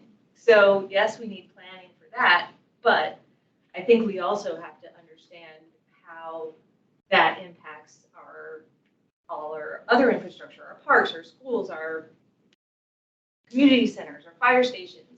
Is there, what kind of Arlington do we want to envision in 20 years? And is that tied to energy sustainability goals? Is that tied to, also transportation? Are we, putting in more bike lanes? Are we putting in more, electric car charging station? Kind of what is that visioning? And I think, for me, that kind of tries to sort of look at things from a very broad perspective. Sort of seeing that number, that 75,000 number, really underscores, I think, my personal desire to want to embark, to really encourage the county to do that long range planning about how we're going to accommodate that 7. And I'm not saying that it isn't being done. I mean, you guys are obviously doing this work where you're coming up with these numbers and you're looking at things. But I think, at the very least, I would get the county to communicate this plan and to consolidate it so that it is, so the public understands that it's being done. And, the water, the sewage, there's, every part of the comprehensive plan be impacted by 75,000 or more, not more students, people. And then you can imagine that at least some of those are going to be more students, 10,000 more, whatever the number is you want to project. That's, when I was on the FAC, that's, we sort of, what would our school system look like if we had 35,000 students? I think it was 25,000, and if we looked at 30,000 and 35,000 and 40,000, how many more schools would we need? How many more, and how do you fit that in a 26 square mile county? I think what's great about the presentation is, thanks so much for doing this. It's just really informative. So I'm spending all the time on the planning commission. I've never had a presentation like this, so it's very, very useful. I like to think of, we need to develop a healthy ecosystem of housing and community services, and not a boom and bust where we have apparently lots of really old people who are, hanging around. And, but, we, like, Claire just said, we run the risk of not having enough students for. We need a healthy ecosystem of housing that handles life cycles from young to old, with nobody losing out, hopefully. Affordability, and accomplishing the whole spectrum. I think what you're showing is that you can plan for that to some degree. We're the victim of our own success, the incredible housing prices, because it's such a desirable place. And the trick then is to how to leverage that success into something that achieve community goals. I think we've fallen a little short of the conversation about that far. But I think, the one thing I was going to ask is if it's possible to correlate any of this data with housing prices, or if you try to do that, or student generation rates, how do they relate to any sort of housing price? So there's, for multifamily, there's 3 categories of rates. Multifamily, high-rise elevator, market rate, mixed income, and committed affordable only. Same thing for garden multifamily. That's the only. But not for single family. No, But almost more like for interest rates. Like over time, Right. if interest rates are high or low, how does that change how much house people buy in Arlington? It also impacts our limit. Rates rise, then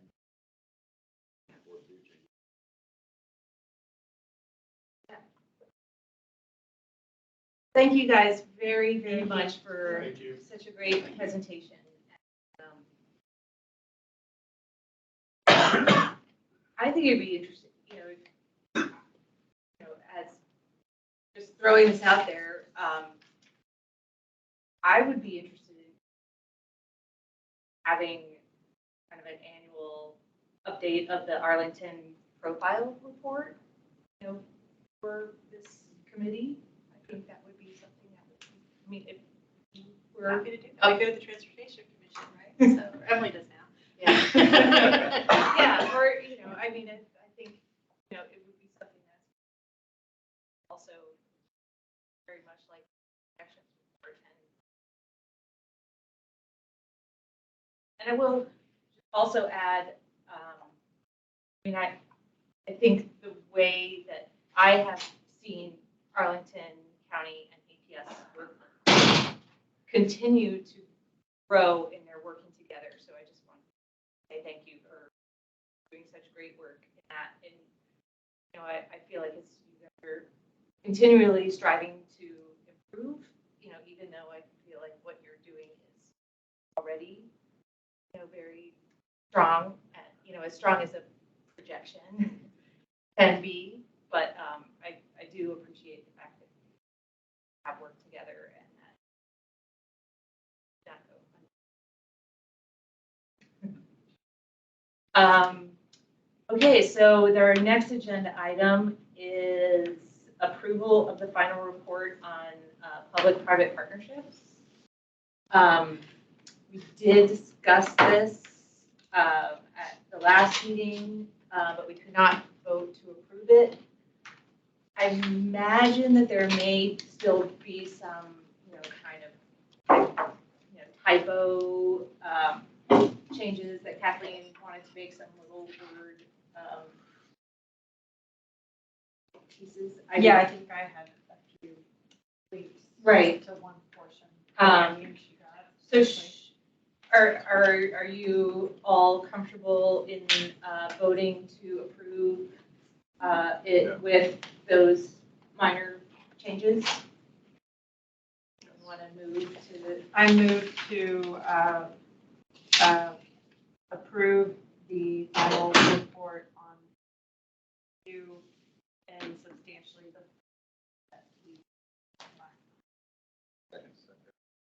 all in favor? Aye. Opposed? Okay, great. PPC report passes unanimously. Got 9 minutes back. Okay, the recommendations on updates to the charter. I made a few, I made a couple of changes based on the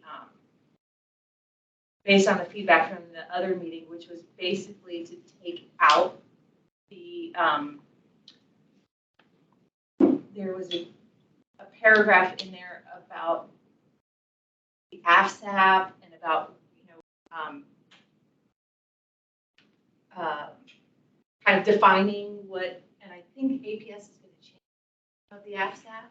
I believe so. I do not know the name. Yeah, I don't know the new name either, but I think that they're going to change. So I think just taking out, and then there was a very nebulous thing about what the county did for its needs assessment, something that we never heard of before, but it was in our charter. So I basically took that out. I'm not, but other than that, I think what I sent out was based on, and even that taking that paragraph out was based on the feedback. So can we, Matt, can you put up? Yes.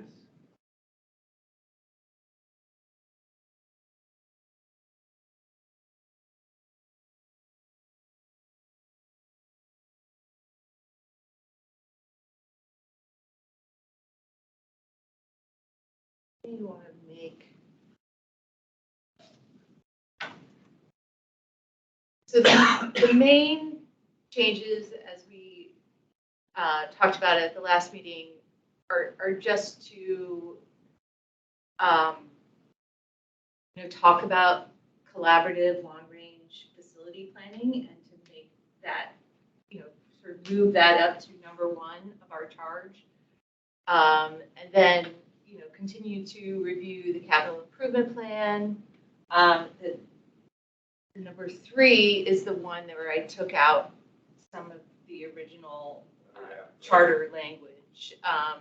And I think I may just want to add in there, review the APS and county needs assessment reports, comma, facility capacity and utilization plans.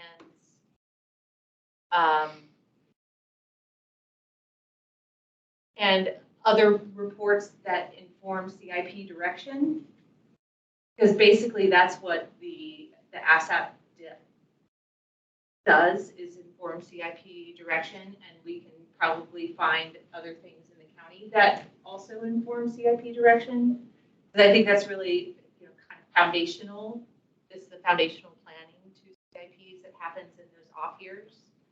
So instead of just naming specific reports, we're just sort of saying, we're calling them reports that inform CIP direction. Creating a catch-all. Yeah. Stacy, I did notice that something got cut out, it looks like, for item 1. It just says decision-making tools. Okay, I think there that at was the a end. note that I put on there, and we can we'll look at that.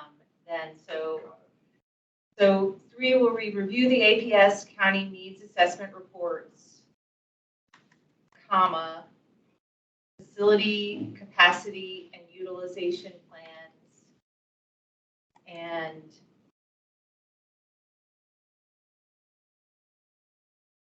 Not to invite wordsmithing, but if you want me to share the word version with you. sure. Yeah. I'm not inviting wordsmithing. Plans,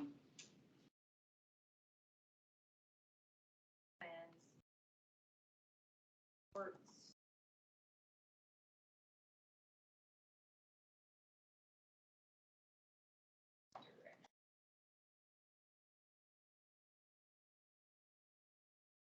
Tools. Yes, please.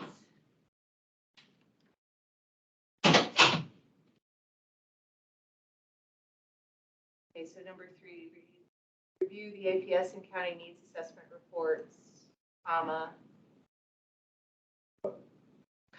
facility capacity and utilization plans, and other reports and data that inform CIP direction.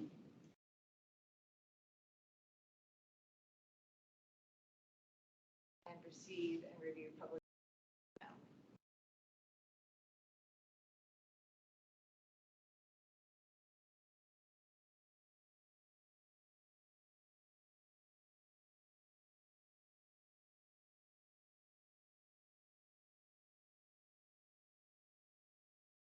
Okay, yeah, I think everyone comfortable with that? Then I think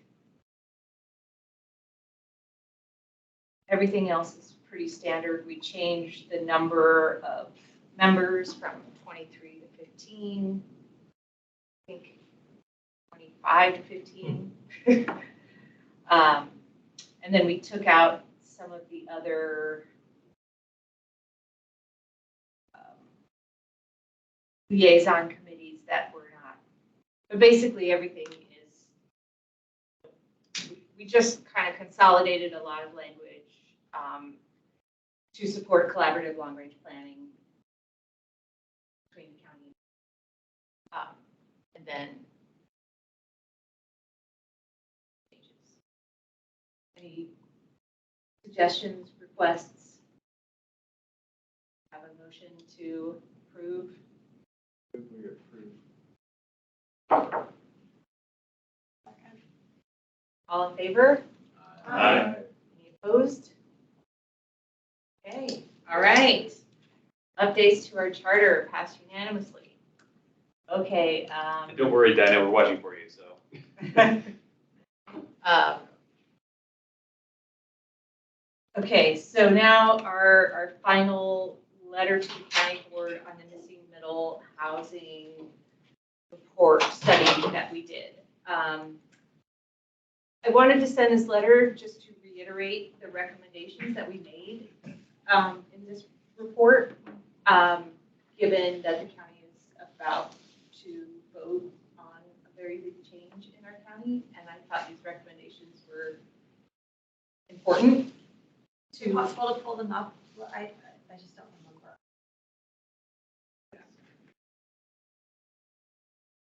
And if the idea is basically resending the same thing without modifying it. Right. We may want to try to understand why we're doing that. Right. As in, what message are we trying to send by resending the same? Didn't answer the first time. Right. I mean, I tried to articulate that, but if you have suggestions on how we can articulate that more clearly. So the 3 recommendations that we made in the report, I think the first one is especially important. Consider using information learned from the missing middle housing study to inform and also to be informed by an expanded long-range vision of the future of Arlington as a whole, including considerations for transportation, diversity, equity, parks, environmental conservation, sustainability, and schools and public.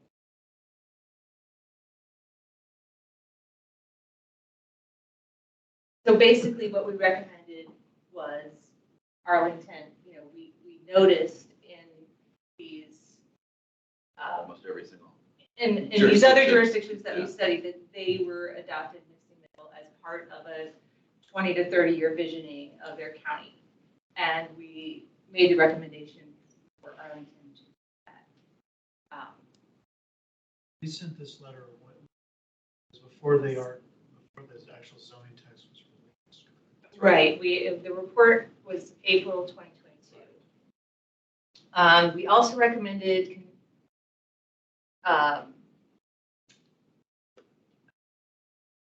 Maybe I can pause there. If we resend our prior recommendation, but we are sending it right now, basically in conjunction with a vote,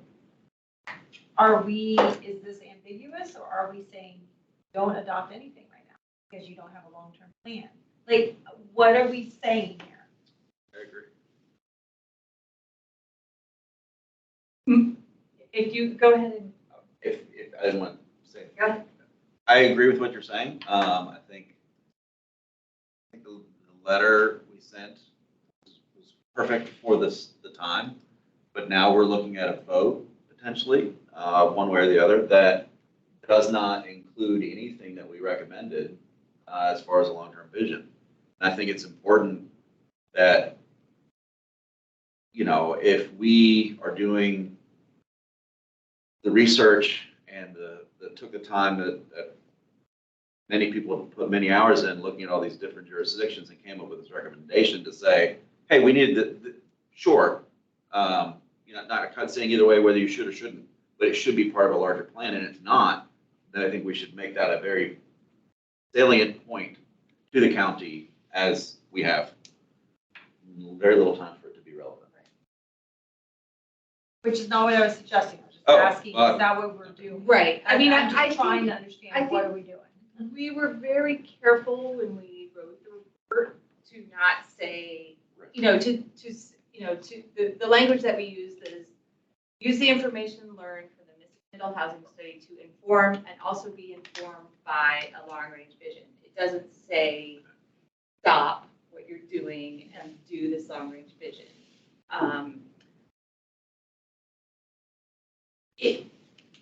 I think where we are in the county, I think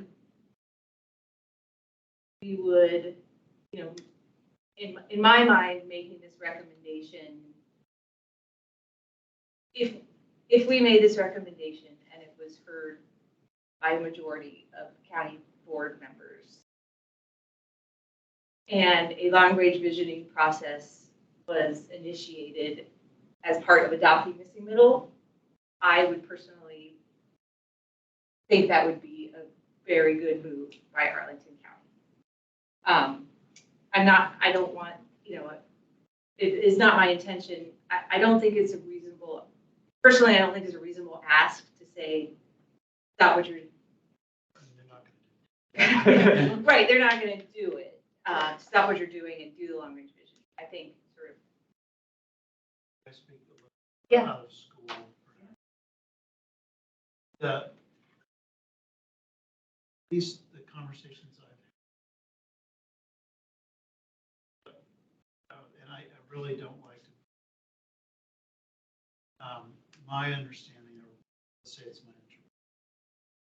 mischaracterizing, is that there is a longing for strategic. With this first passage of missing middle, to then say refine it.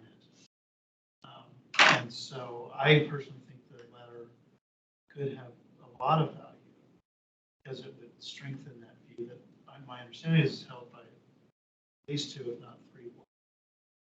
And that, and I'm taking way out of school because I don't, like to sort of, characterize other Two out of the 3 board members who will still be there. Yeah. Third is true. Correct. So it would be reinforcement for line of thinking that is already, yeah. Because I think it's critical to future. Some of the notion that has been stated is that the missing middle ends exclusionary zoning, it sort of breaks the system. But these are my words. Once you break it, you have to fix it. And I think that the letter would reinforce the notion of attempting to fix broken first so that we can. What And I'm those are my hearing words. though, is that it might serve us to be a little bit less ambiguous and say, we are reminding you of this recommendation that we sent before because we are agnostic about, I think this is the sentiment here. We are agnostic about whether you vote or how you vote. Like we haven't had that discussion yet on yay or nay for missing middle. But if you proceed, we recommend you promptly follow up with an accompanying long-term planning. And if you don't, we still recommend that you promptly follow up with a long, but just to make it clear that we're not saying anything that could be interpreted as We're a not taking thumbs a up, thumbs position. down, Right. whatever. Right. That's maybe what I'm thinking. Yeah.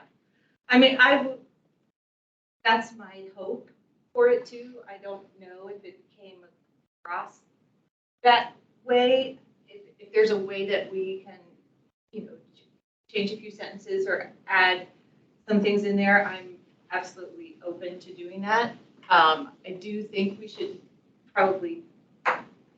And this is maybe too aggressive, but one thing you could say is just, as members have watched the discussion unfold in the community once the text was released, it's a letter that we sent previously is again clear to us the importance of looking at this planning exercise that I don't know how exactly you say there wasn't a fulsome discussion or there wasn't enough time or you might not say that, but you might find a way to find that in some ways. Right. I mean, we do say,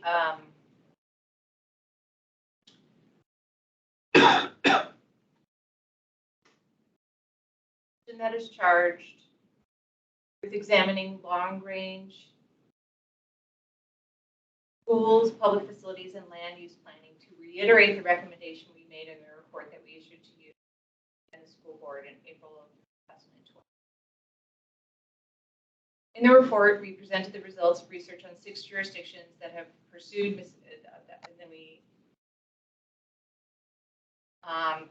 Should we add a sentence in here that says, in this report, we, as a commission, we found it notable that majority of the jurisdictions that adopted missing middle did,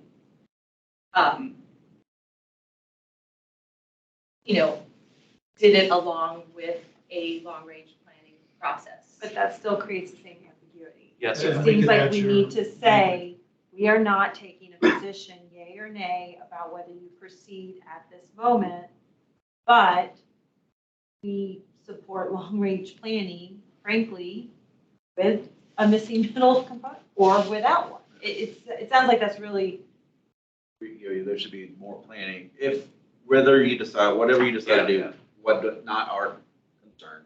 However, if you go down this path, you need to consider the effects of the joint facility. Claire, so what if at the end of the first paragraph, after the parenthetical, we say something along the lines of, we take no position on whether the county board should adopt the proposal. We do reiterate a recommendation that recognizes, and I'm not sure you can phrase it however you want to, the value of long-range planning regardless of the decision you make. something like that, or in conjunction. Would we be willing to even say the essentiality of long-range planning rather than just value? Yeah. To make it a little stronger? Absolutely, yeah.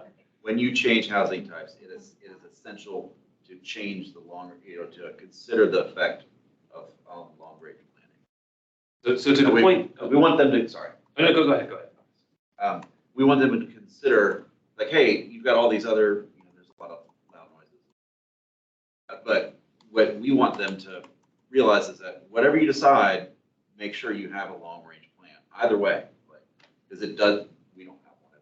We saw that in these jurisdictions that it should definitely be.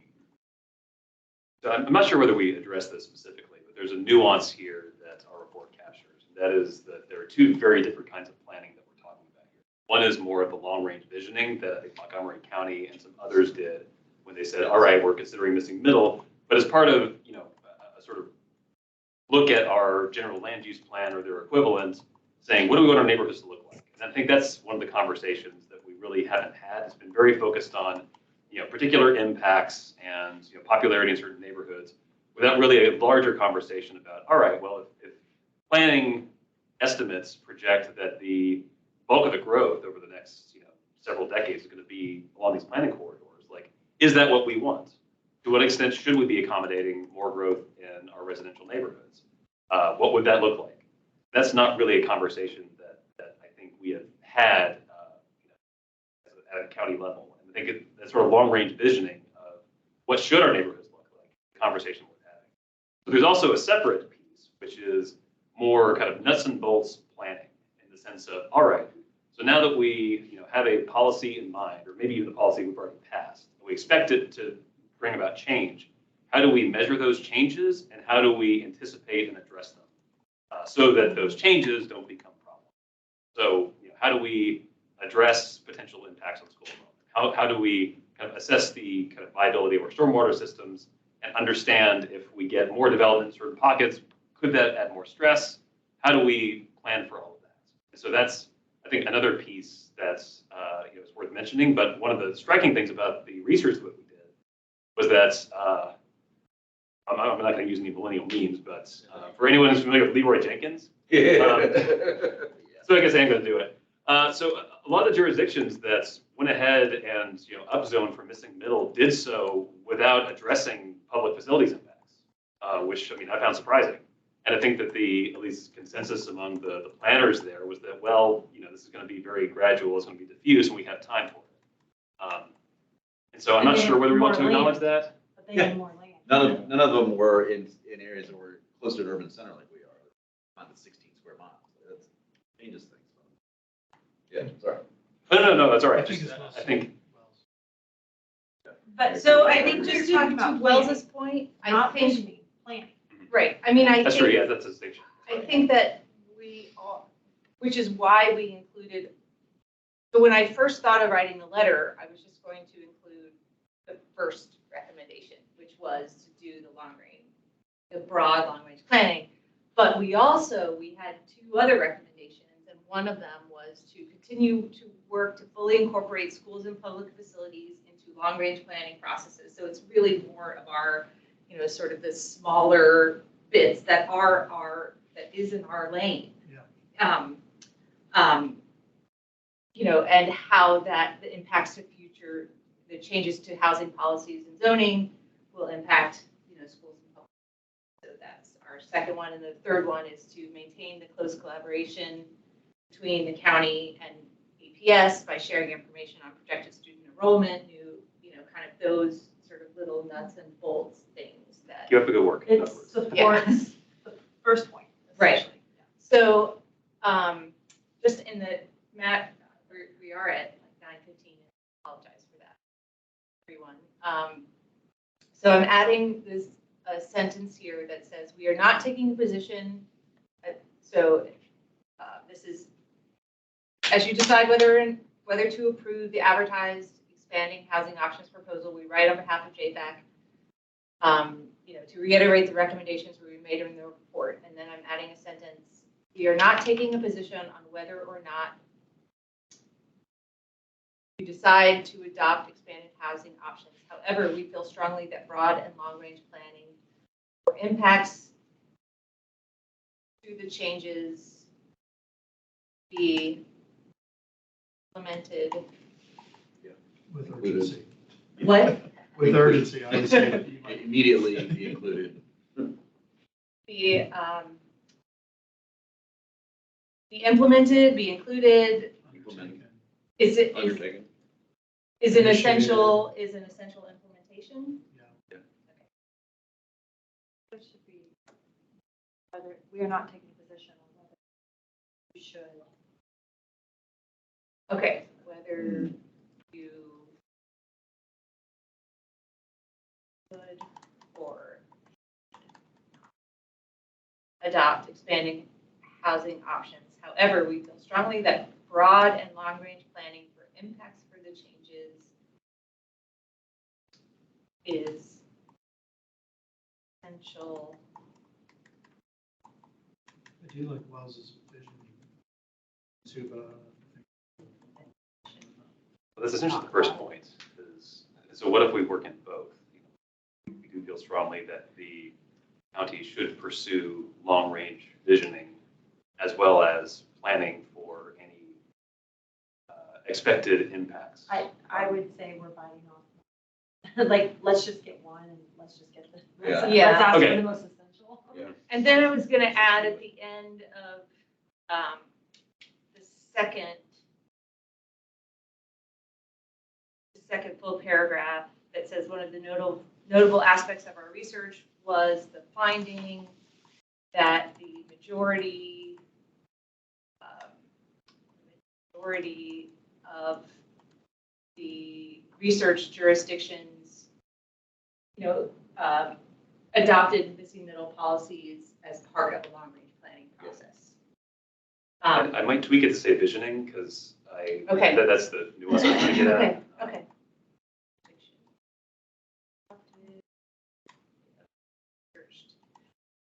And then we list the 3 recommendations and said, we hope you will keep these recommendations in mind as you consider the expanding housing options proposal, planning broadly for the addition of new homes and new housing types in residential neighborhoods.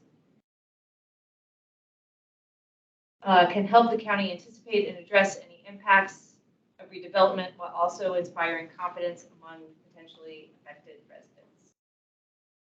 Anybody have any suggestions on how to strengthen that final sentence?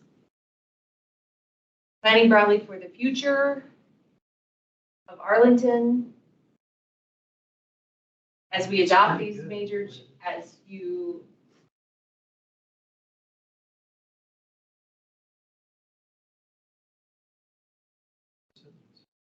just keep the sentence. Are you okay with that? All right, so with the addition of a sentence at the end that says we're not taking a position on whether or not you should or should not adopt expanding, saying that the impacts for the changes is an essential implementation. And then one that says one of the notable aspects of our research was the finding that the different jurisdictions had adopted. They did it as part of a long-range planning process. And then the 3 recommendations, and then the final sentence. Don't lose the vision. Okay. That's Okay. why Wells was- Okay, visioning. No, I'm saying we don't want to ask for both. We haven't had that. No, Oh, yeah, but- so- but I think Wells' point was that they were visioning. Yeah, it was descriptive as to the other jurisdiction. Yeah. Yeah, we Oh, ask, okay. I'm comfortable. keeping Yeah, that. okay. I heard that missing. Visioning or. Yeah, I mean, yeah. we just Yeah. don't want Yeah, to we're good. lose We're good. the reference to vision. It's hard to plan without vision. We have one Okay. virtual- We used to do it all the time. Yeah, I feel like Okay, those people. Diana, you have a, Wait, Muted. are we? You're muted. We switching? can't. Okay.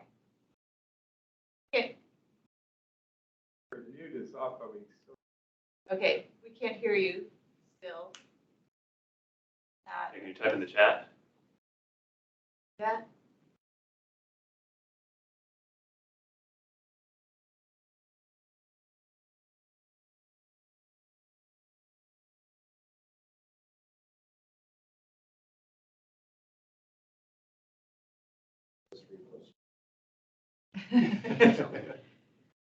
all right, well, do we have a motion to approve this letter? with- Well, I'm wondering, do we need to find out what she's saying? Yeah.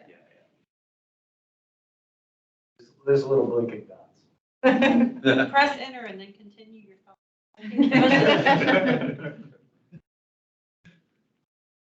Wow, She can hear. Might want to include a statement of interest in participating in the long-range planning. I think that's our charter. Yeah. We look forward to working with you. That's pretty much. There's more blinking dots.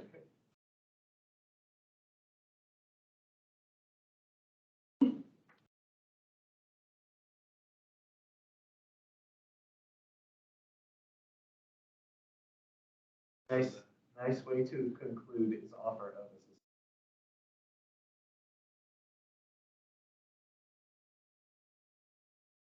Maybe we could have a sentence after the fact. We don't have to That's wordsmith it right now. but- Okay, All right, I move to approve the letter substantially in the form that Stacy has modified it Second. and send it to the county board.